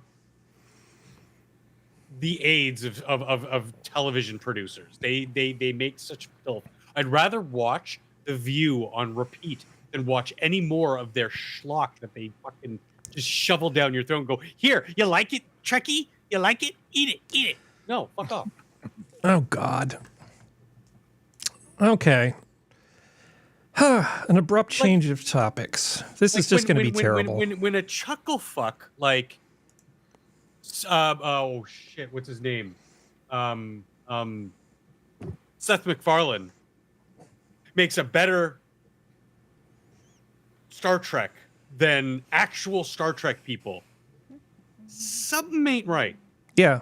Like, even though I would describe it mostly as a love letter to Trek as opposed to Trek, it is still better Trek than anything that's come out since Outpost Enterprise. It's better TNG, definitely. If you want TNG Trek, the Orville is pretty great. Yes. It is. It is. And actually, the casting's pretty good. Love Patrick Warburton being thrown in there. It's too bad Norm Macdonald passed away because he was that blob thing, wasn't he? Awesome as Yeah. blob. But honestly, Seth MacFarlane's done okay. And what is it? Adrian Palicki? Adrian Palicki. Palicki. Oh. She's actually done a pretty good job. I thought that the whole premise of the Orville with her being his ex-wife was going to be awful. But no, they've actually made it work pretty well. But it does work, yeah. Yeah. Weirdly enough. Yeah. But yeah, again, you never know because one of these shows might be like a complete crazy hit. Yeah, no, that'll be fine. I mean, if it's good, it's going to be I'll good. be happy. But how about new ideas? I mean, are there any new ideas left? Could you please not dude, there just haven't keep been new ideas for screwing up things 250 from my years. childhood? Have you been following what's happening with the Harry Potter TV series? Oh God, I didn't even know there was a Harry Potter TV series. What? Look up who they have now actually cast as Severus Snape. Wait, what? I'm looking it up. No. Let's Just look it see. up. Deadline. It's a black man. Oh God. How did? I- Okay, this honestly, is in my so mind, I racist. was thinking it It's was amazing. Rajit from India, but like, okay, black is close enough. It's Papayacito, so I'm assuming it's It is. Nigerian. He's Oh, a dear. black And man. so allegedly, Cillian Murphy's been looked at for Voldemort. Well, this looks stunning and /and/or brave. I was I like her as McGonagall, though. I like her as McGonagall. I don't like him for Snape because they're trying to make him attractive, and Snape's not supposed to be attractive. I'm not quite sure who she is by name. But I just Janet McTeer. a lot of Twitter stuff that I've been following. Now, whether or not these are actually black people who are saying it, judging by their, anyone can put a picture up.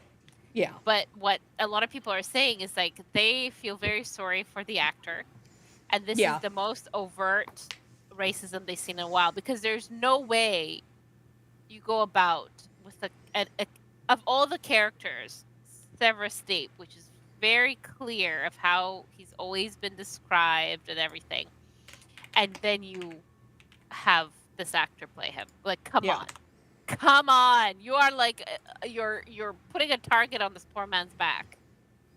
What's like, Snape's not supposed to be attractive. He's not supposed to be likable.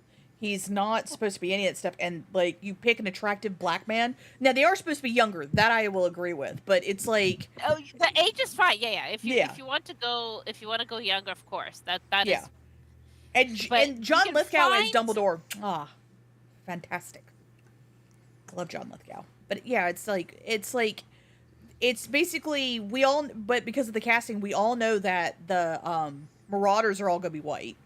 We know it is because they're going to turn it into an allegory for race, and make him a half-blood, which that's just racist on its own self, because like Snape did not come from a happy, loving home.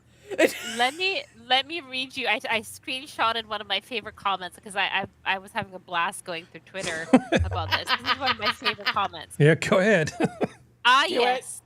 Yes, we're going to watch a rich white kid in the 70s bully a black kid for being ugly and poor. And then we're going to watch said black kid turn into a Nazi when he's rejected by the girl he was the white girl childhood friends with, who he called a slur. Yeah. It's like, way to go, guys. Way to go. Everyone's writing. Good. Okay, you're going to...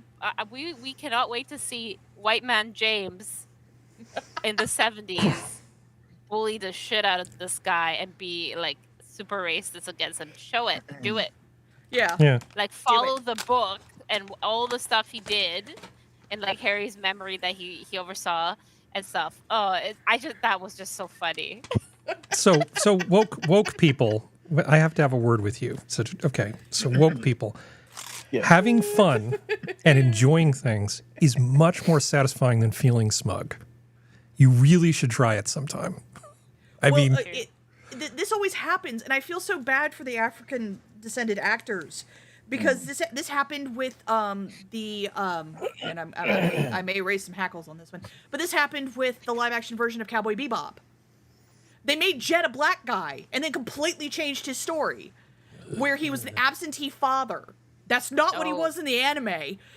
Did he go out looking for space milk and space cigarettes and he never came back? What are you talking about? No, there's an entire episode of the live action, if I remember correctly, that has him looking for a toy to send back home to his kid. I'm not going to watch that crap. I'm not. Yeah. No. It's like, you don't like, it's like you are more racist than the racist. Even the racists aren't that closed-minded, guys. Come on. Okay, so we have to make sure that Skep gets his beauty sleep. So there's a few things I want to cover. So let's put a pin in this and then just talk about a few things, because a lot of stuff happened on the moon, right? Yay. Okay. So there were a number of space probes that went up. So Firefly, the one from who was it? The Firefly thing actually succeeded. It's pretty neat. Of all the different probes that landed, this thing, I mean, look, it's there. We can see its little shadow. It's standing on its feet. Everything is great with this one. Unfortunately, Intuitive Machines, their Athena probe did not fare quite so well. Once again. Yeah, once again, they basically have not managed to figure out exactly how far away the moon is as they're trying to land. So things have not gone well for their team. But they did actually manage to show that you can use GPS on the moon. It's just the altitude is very, very high. So it's like, where are you on Earth and how high up are you? Oh, the moon high. That's how high I am. But the fact that you can get GPS to actually work not on Earth, like all the way to the moon, does open up some nice possibilities for things. Remember in the old days, Skep, when you have to like open up a hatch and stick your head out with your sextant to figure out where you were in your space capsule? Wouldn't it be fun if you could just use GPS? Exactly. Space GPS. Space GPS, that where they are shooting the angles and keeping track of the time for you.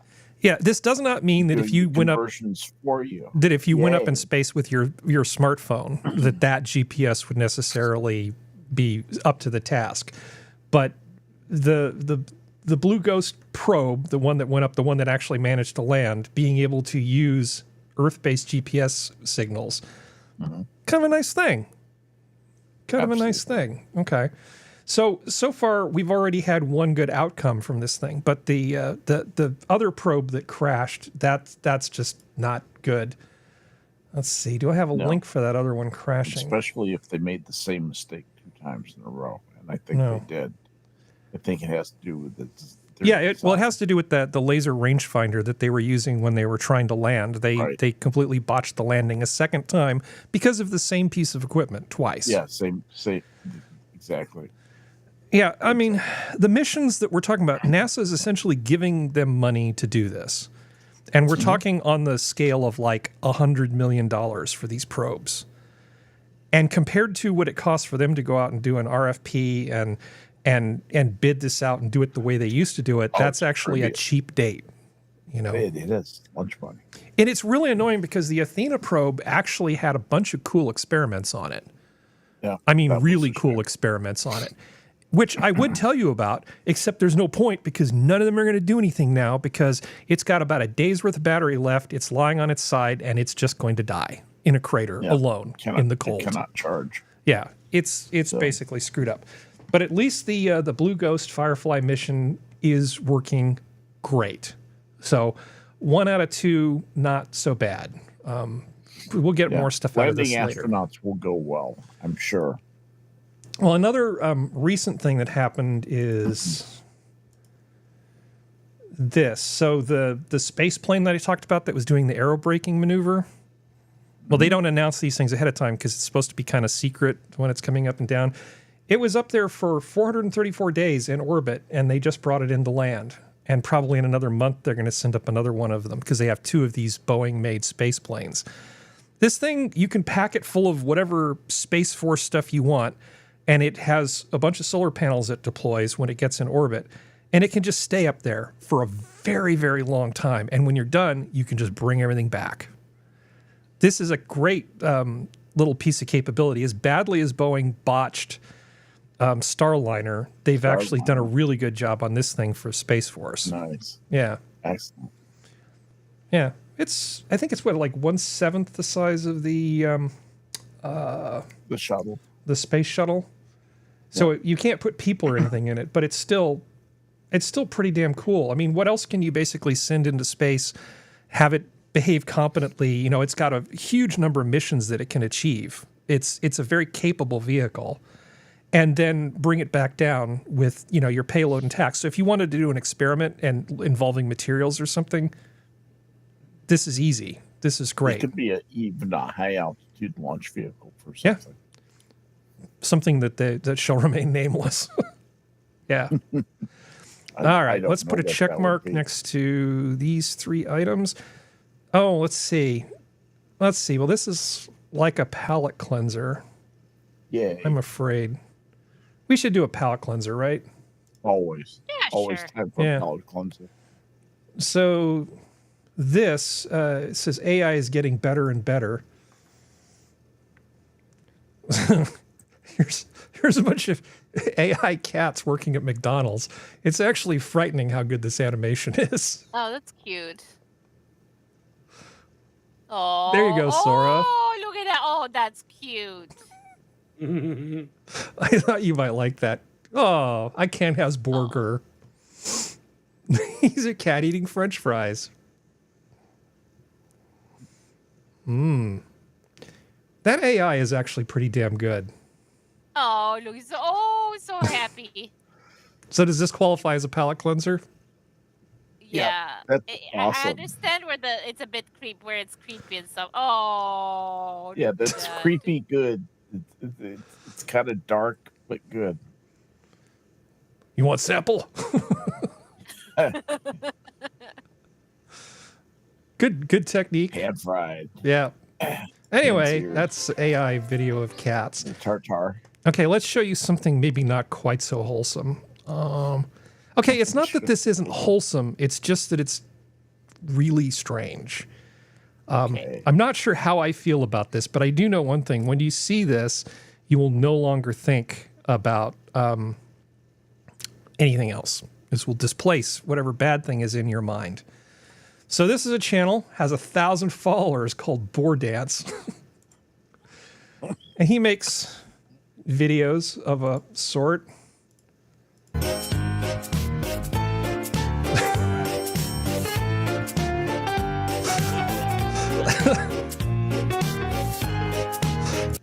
What's wrong, Sora? I hate this so much. I know, I do too.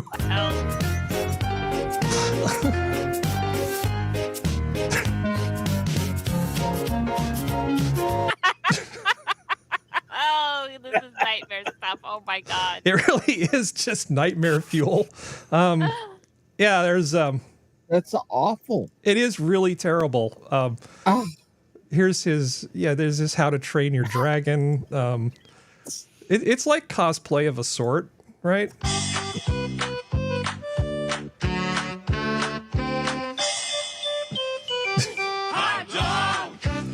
See, but whatever was bothering you before, you don't even remember what it was now, right?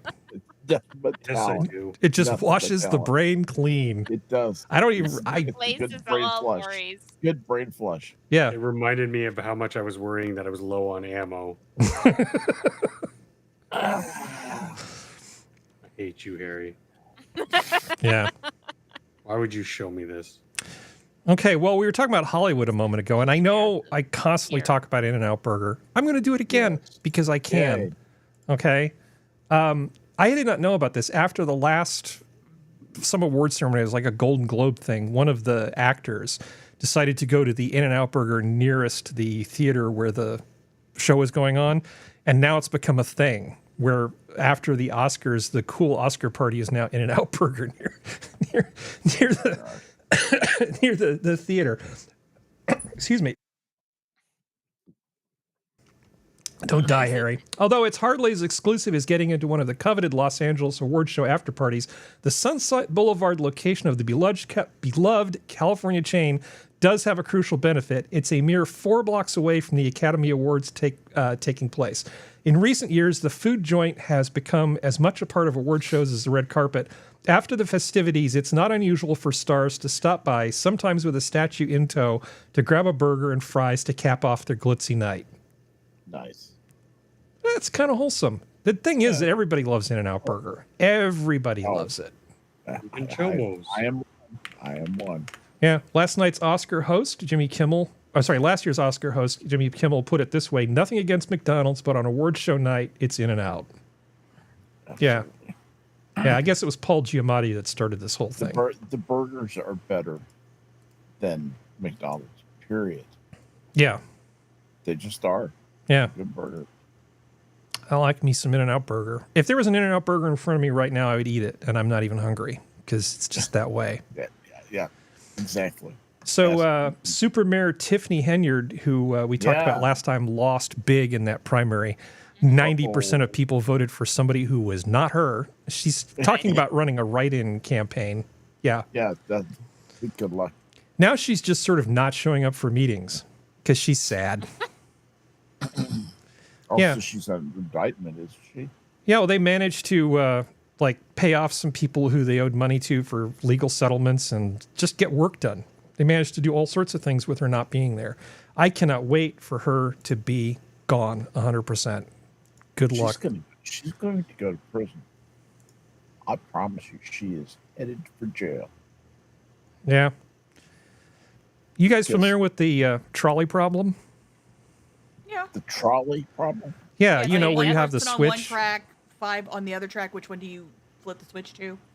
Okay. That thing. Oh, yes, yes. I love this. I've seen this. It's hey, it worked. Who gives a shit? Trolley problem? What problem? Take them all out. Fantastic.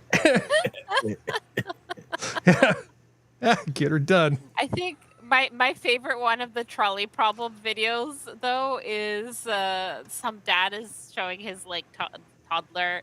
He's giving him this problem. So the kid, he's like, "Oh, which one are you gonna save?" So the kid puts the one, like the dolly from 1 to add it to the 3, and then runs them all over with the train.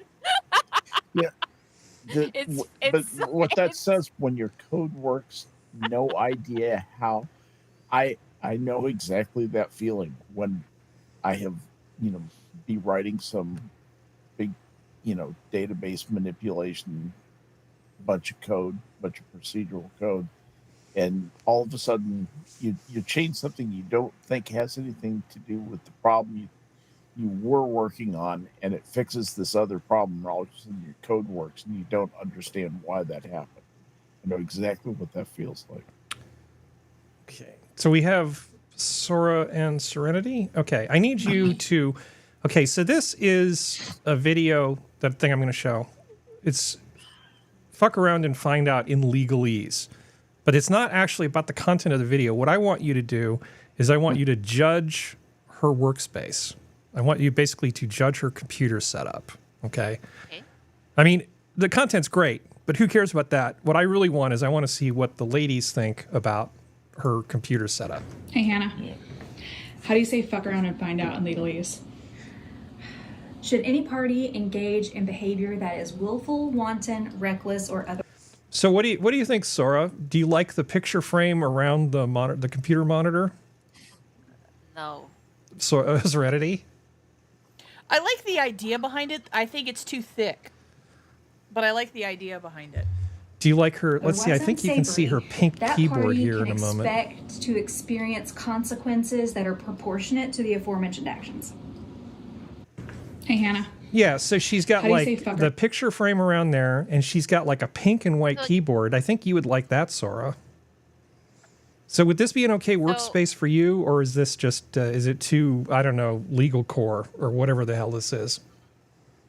She has a toaster light. It's not that legal core. Yeah. I like the gallery wall. That's cute. Yeah. Or I know you can get picture frame TVs, and then their screensavers. Usually, you can choose a piece of art, which is I like the idea of it too. I'm Mhm. with Yeah. Serenity with that. It is too thick. I feel like when you want a clean frame when you're working on the computer, and that's just it's I don't know, something about the light frame is just it doesn't suit. Like, yeah, it's like I can see what she's trying to do. She's trying to do the thing where when the screensaver or the lock screen's active, because Windows does the different photographs, and you can tell it what pictures you want to do. She's trying to make it when it's in that moment, it blends with the wall. So I understand what she's trying to do. Oh, I see. Okay. So, I respect it. But I don't like other execution. my other issue though is that the computer is there so that when someone walks in, anything you're working on, as you can see, it's fully visible to the people. So if this is a lawyer's office, I feel like it's not really private enough. Yeah. Like I feel like the screen should have been where she's sitting right now, so you do protect a little bit of the information in case like people reading from the doorway and stuff. I don't know. Good Feel point. that they should have changed the setup of the desk around maybe. Okay. Hey, Functional, I didn't forget about you. Oh no. Okay, so what do you think of this? They're calling this bomber pizza. That's gonna kill this sound. No, I know what this is. Okay, so I know what this is. so this guy is making like a shell and he's putting pizza ingredients in it, which is fine, right? I mean, so far so good, whatever. You know, good rolling technique. He's going to put this on top. And then he's going. And then he's going to do Oh. this. It's like, okay, so there's some skill here. Okay. Fine. All right. And then he bakes it and then takes it out to the person. But the point is that at the end of all this, with all this technique and stuff, you have all those ingredients that would normally be on top of a pizza Oh, in there. that's like a dry That's cracker top. wasted. Is it just me, or does that just Skill? look like a ball of sadness? Yes. Yeah. The skill, like a ball of disappointment. yeah, the skill is misapplied. He should go back to clown school and leave the restaurant business alone. You can blow up all the balloons you want over there, pal. At first, I was like, okay, what? So is he making like just a like a really big Panzerotti or something? No, Yeah. he's trying to reinvent the wheel. And sorry, like, you don't need to reinvent the wheel. Just make something good. This does not even look good. It does not look like it's going to be appetizing.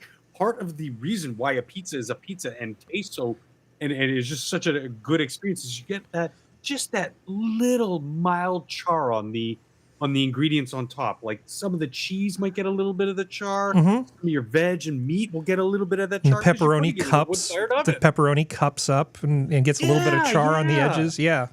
Yeah. That's what makes it a pizza. Yeah, and everything's just soggy and steamed and dried out. He didn't bake a pizza. This is everything inside this little bomb is steamed. I don't want This steamed is bell a peppers. cupped pizza. This is an abomination. No pun It's intended. Japan, isn't it? Yeah. Yes.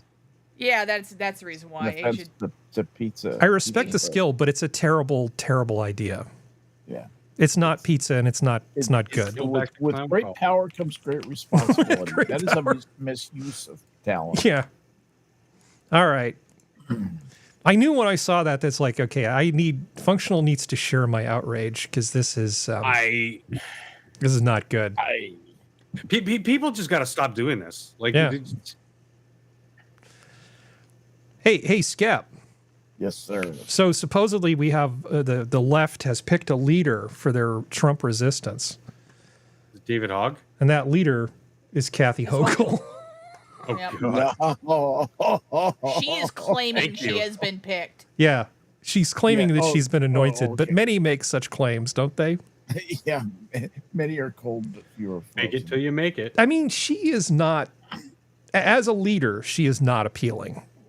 She's not full of appealing good anyway. ideas. She would never put most of the guns on one side of a C-130. The Midwest would hate her as a race.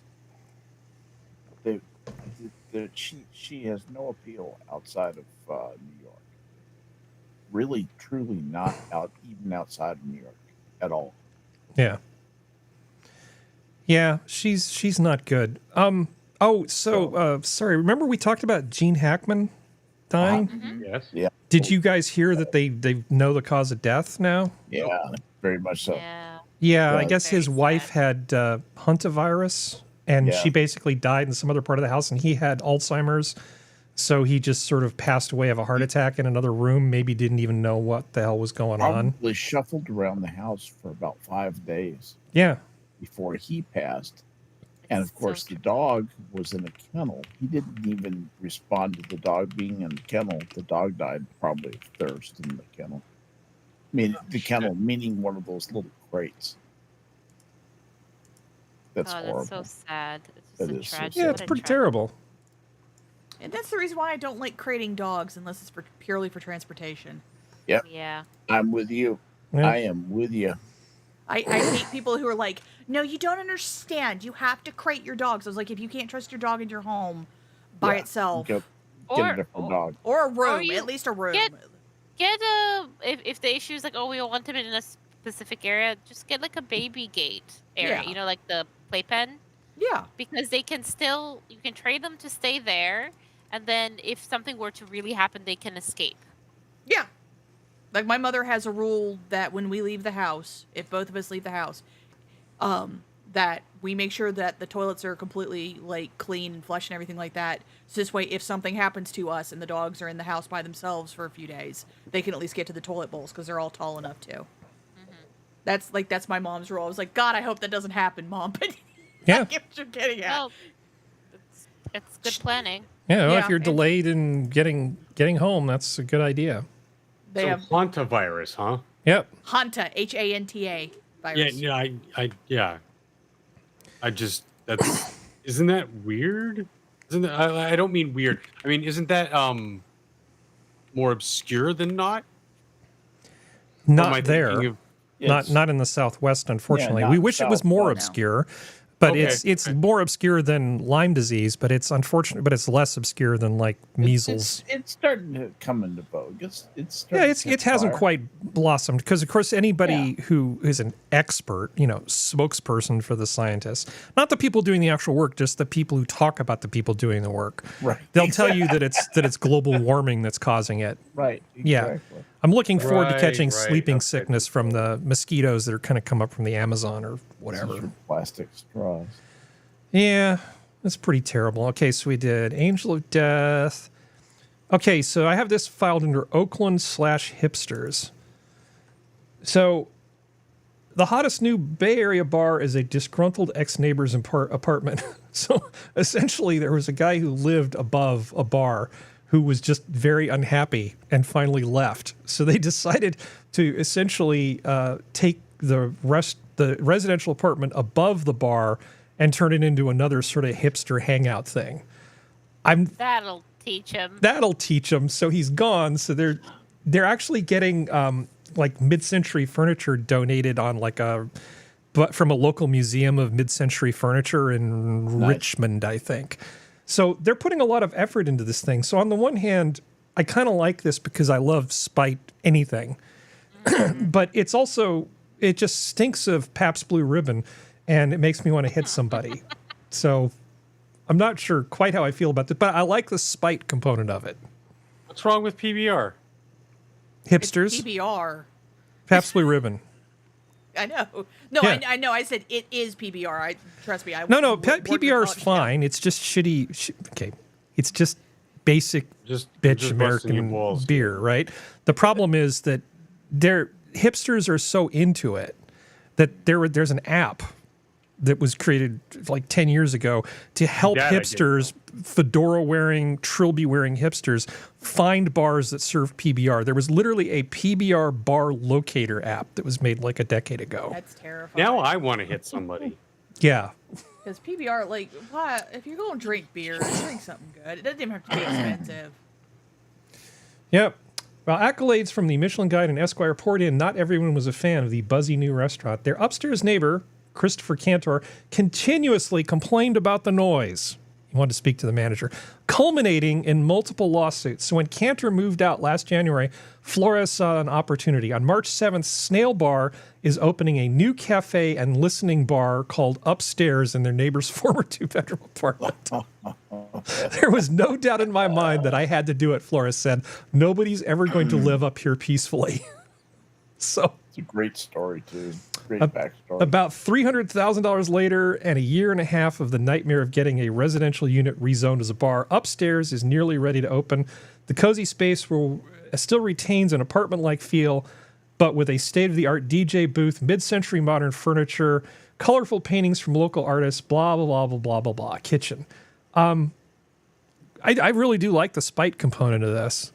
Yes, I do, too. Yeah. That's excellent. Other than the terrible stench of PBR and things like it coming out of there. Yeah. What do you think, Functional? I know you hate lots of things, but how do you feel about this? The spite aspect? I mean, just in general. In total, Well, I mean- are you more in favor of this or against this?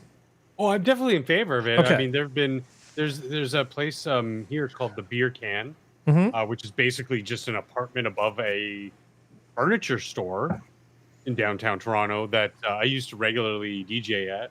Nice. And that was basically just a 3-bedroom apartment that they separated the place, and there was like the main sort of like ingress lobby of this loft thing, and that's where like the main bar was, and then you had the side rooms, which were 3 different rooms that they, I don't know, like old concrete building, so like the sound was actually really good, and it didn't bleed through the walls, so you could actually have 3 different DJs going at the same time. And point being, like, these spaces are kind of really cool. Not so much DJing with this one because of the windows, but yeah, I mean, if they offered me, hey, there's couch space upstairs to chill with your friends and drink, I'd be like, yeah, that sounds better than bar down here.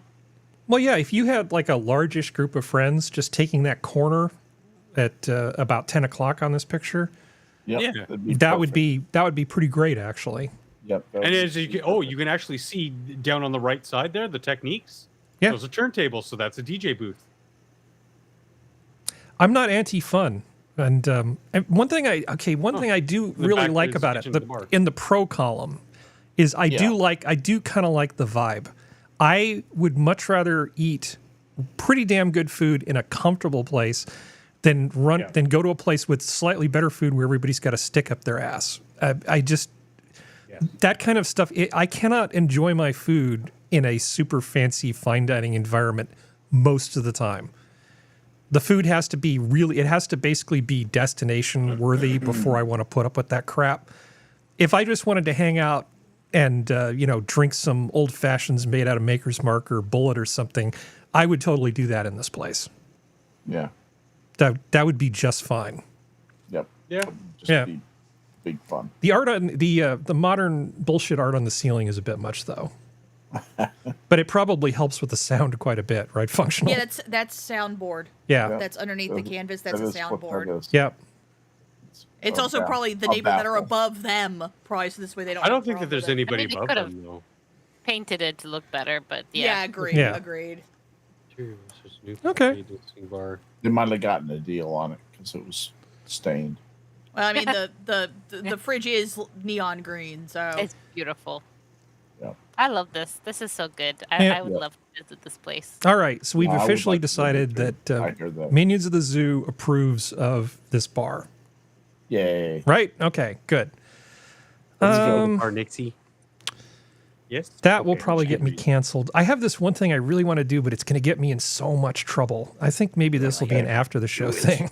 No, Let the hate No. flow through you. I might have to get a job someday in this valley again. So yeah, we're not going to. God, I really want to do this. don't you? Yeah, I know. Reach out. So Strike me down with the all thing of your that's hatred. the thing that's in the thumbnail, the cute animals. So Kefki's not here, so she doesn't have to Baby be sad, raccoons? right? No, those are ferrets. they're actually what is it? Black-footed ferrets. Yeah, they're black-footed ferrets. Yeah. So the problem is that with the whole Doge thing, they're just going through and saying, okay, we're just going to cut a bunch of stuff, and then we'll hire some people back if we need to. And just to get the size of government down, they're really focusing on the new hires, right? So if you're still within the period where we can fire you without there being any repercussions, they're doing that. I don't know really where they have an option because the problem is there's a bunch of people that are upset that the money that was going to help these little bastards survive because apparently they can't mate properly because there aren't enough of them. So they're capturing them, making little baby ferrets and then turning them loose. And it's all being done with government money. Now, as things go that you could spend government money on, okay, fine, let's help the ferrets. That's great. Cute animals, I love cute animals just as much as the next person. But at the same time, we also have like a $2 trillion budget deficit. And half measures are not going to sort of get us there. But I think people on the left aren't really issue oriented. They're really more vibe oriented. And this kind of thing really pisses people off. And it's that half pinion thing where you don't think about the bigger picture. You're just thinking about the ferrets because nobody wants the black-footed ferrets to go extinct. If somebody put together like a GoFundMe thing, there's all these charities that people leave like their houses to and endowments. There's all this money that goes into these conservation things. Why can't private people and the states take care of some of this stuff? Does this really need to be federalized? Do we need federalized ferret breeding? I mean, I'm not trying to be intentionally dense, but it just seems like if there's people who are outraged about this, why not like do something? This can't be that expensive. But Right? the problem is that a lot of the groups that do it work with zoos, which need federal funding as well, on top of what the zoos make themselves, or they're with rescues that require federally trained or very highly trained vets to handle these guys, which is not cheap, which means they have to be able to afford the vets who can handle these guys. I understand where you're coming from, but at the same time, we've all seen how many charity scams where they're like, oh yeah, help in this certain country, which starts with a G and ends with an A, which isn't really a country. But they're scams. 90% of them are scams. It's like, how do you weed it out as a consumer who wants to help these things? Do you try to go through the WWF? Okay, so we go through the WWF. How long will the WWF take to set everything up? Because they weren't designed to set anything up because everything's been removed. Well, do you use Charity Navigator, Serenity? Well, yeah, I use Charity Navigator, but the thing is, I'm talking about individual, like, WWF then goes to help them, but they don't have the people who can vet and go through the system and check to make sure that these are, when the federal government already has them because it's already been started because it was done years ago. Mm-hmm. Like, that's the thing, is like, I understand wanting to cut costs, but I also think there's too much just cutting of stuff instead of stepping back and taking time with it, because they much rather show a major change than actually do things slow. Change is destructive no matter what you do, but it's much rather for change to be in a smaller, less destructive way, because then less overall, the world, people, everything gets hurt than it is to just go, fuck it, and just, unless you're like stuck in a rock and you're gonna die of dehydration because your arm's pinned, cutting everything off doesn't really work in the long run. It ends up hurting more than it helps. Yeah, and in some cases, there's another story about a young woman. Let's see, where is it? It's so she got her dream job at the CDC back, but she's already moving on. So this younger woman basically got hired. She was doing a bunch of cancer outreach stuff, and she got laid off because she's new. And then after she's already signed a lease, got a new job, and is ready to move on, they say, oh, yeah, never mind that thing. You can just come back to work. Because that's totally how firing is supposed to work, right, Skep? Skep's not here. Skep got kicked. No, he's in the backstage. Where he was. Well, I don't see him trying to get in. Well, he said I'm back at one point, but I don't. Okay, well, let's just play through, and if he shows up, give me a shout, and I'll add him back in. I mean, I don't want to see all these things not get done. I'd rather have, if they're going to completely defund something, because in like the snow patrol thing, remember we were talking about the avalanche predictions? I actually misspoke. Instead of doing 5 predictions a week, they're going to go down to 3. It's not just 1 a week, so they're not going to be able to do avalanche predictions as often. And I brought up the point, well, why does the federal government need to do this? Why not just like the state of California or the state of Nevada manage their own things for this little regional sort of thing? But you're saying there's expertise that almost requires these people to be specialists who work for the federal government in the case of the ferrets? Is that the... It makes it easier for the control issue of standardization of knowledge. It's like, I understand, and people in chat are saying the same thing, but the problem is that when you do state level, as we've seen with everything, that means that it's different from each state, and they've already reintroduced these things to, I think, 6 states. So that means each state's going to have its own standard, but if each state has its own standards, then it makes it harder to move the gene pools around in case the gene pool's getting too tight in one place, or one vet may allow something to go through that could actually be a danger to the colony that they don't know, and another vet doesn't. It's the federal allows for the standardization of practice across all of the board instead of individual state level things. That's the issue, is that it's very easy to go, oh, it's a state level thing. It's like, yeah, but at the same time, when it's something that affects more than just a singular state or a singular couple states, you kind of have to have a standardization of practice. And that's where a lot of things kind of have issues, is that, and that's the same thing with individual charities. It's what I speak as someone who works in animal charities and does halfway house stuff. The biggest issue is that because West Virginia's standard is different than every other state standard. And that makes it hard when I have to move an animal to another state because it's the only sanctuary that can take them. Because Ohio has a different standard. Okay, well, that means that I have to put this animal into quarantine for 3 months when the state I'm in doesn't require me to put the animal into quarantine that long. It's that kind of stuff, and that makes it harder to help. It costs more money. It takes more time. It puts the animal under more danger and stress. It can cause so many other things, and there's an unwillingness by a lot of people to step back and go, there's a reason why standardizations exist in almost everything, in computers, mechanical stuff, everything. And it has to exist with animals too, because you also want the animals to be as little stressed as possible. So you have to have similar facilities with standards of practices. Oh, poor Skep. Did he get jumped again? He's having internet issues. That's what he... We still like you, Skep. We're not the ones doing this. This is Texas's internet's fault. But that's kind of the issue, is that it makes it harder to be able to move these animals around. They're having the same problems with the red wolf population in one of the Carolinas, is that they can only right now pull from zoos because other states that may have population of red wolves can't move them because the health standards, the immunization standards, if they exist, are different. I've run into this problem so many fucking times. Oh yeah. Sometimes. Well, no, I brought it up on purpose. I wouldn't have brought this up if you weren't here. I know. I mean, it's hard because you still have that $2 trillion, right? Yeah. Absolutely. And we have to solve this thing. It's not optional. It's not optional to deal with that. So there's all the stuff that's basically we're locked in to do. Nobody wants to cut Social Security. Nobody wants to cut defense. But the defense people, they're going to get their turn too, because there's just way too much money going missing. And I guess it was the Marine Corps is the only one that actually for that's been able to balance a budget. They actually know where all their shit is in the Marine Corps. They didn't fail their audits.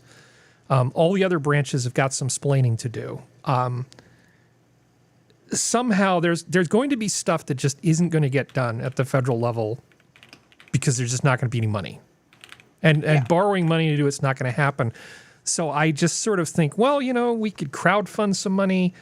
If there was a nonprofit that was doing this sort of stuff, then maybe the government could do some kind of matching sort of thing where you see where their support matches whatever the support is from the people who are concerned about it, rather than it just being a purely federal civil servant sort of doing the thing. I know that that's suboptimal, but there's going to be a lot of shit like this that's not going to make the cut, because regardless of whether you use a scalpel or a chainsaw, there's going to be a whole bunch of shit that's just not going to make the cut.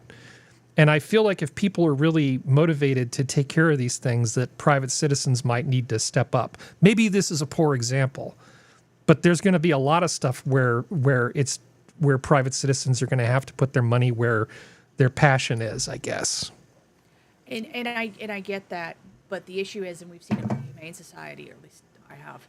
I'm sorry? Is that and we see it with the Humane Society, or at least I have a little bit having to deal with even domestic animals, like smaller domestic house animals, is that you still have, because they get so much money from individual places, you have some places some Humane Societies that are better funded than others. Mm-hmm. You have some Humane Societies who, even though Humane Society states that it shouldn't, they continue to do kill shelters even though they shouldn't. And that's what they promised the people who gave them money.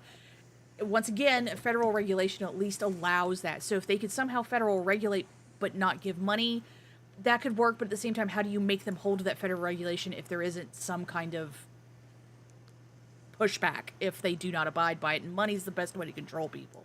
It really is. And that's kind of where the issues come in, is that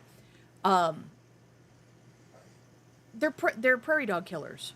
And prairie dogs pass disease and cause a lot of problems unto themselves. And that's the reason why they want to keep the black-footeds around, is because they keep prairie dogs from getting too high of a level of population to pass what's called sylvatic plague, which is a flea-borne bacterial disease. And because they keep that population down, we don't have to deal with it. If they go away, that has a chance of rearing its ugly little head, or we start murdering prairie dogs.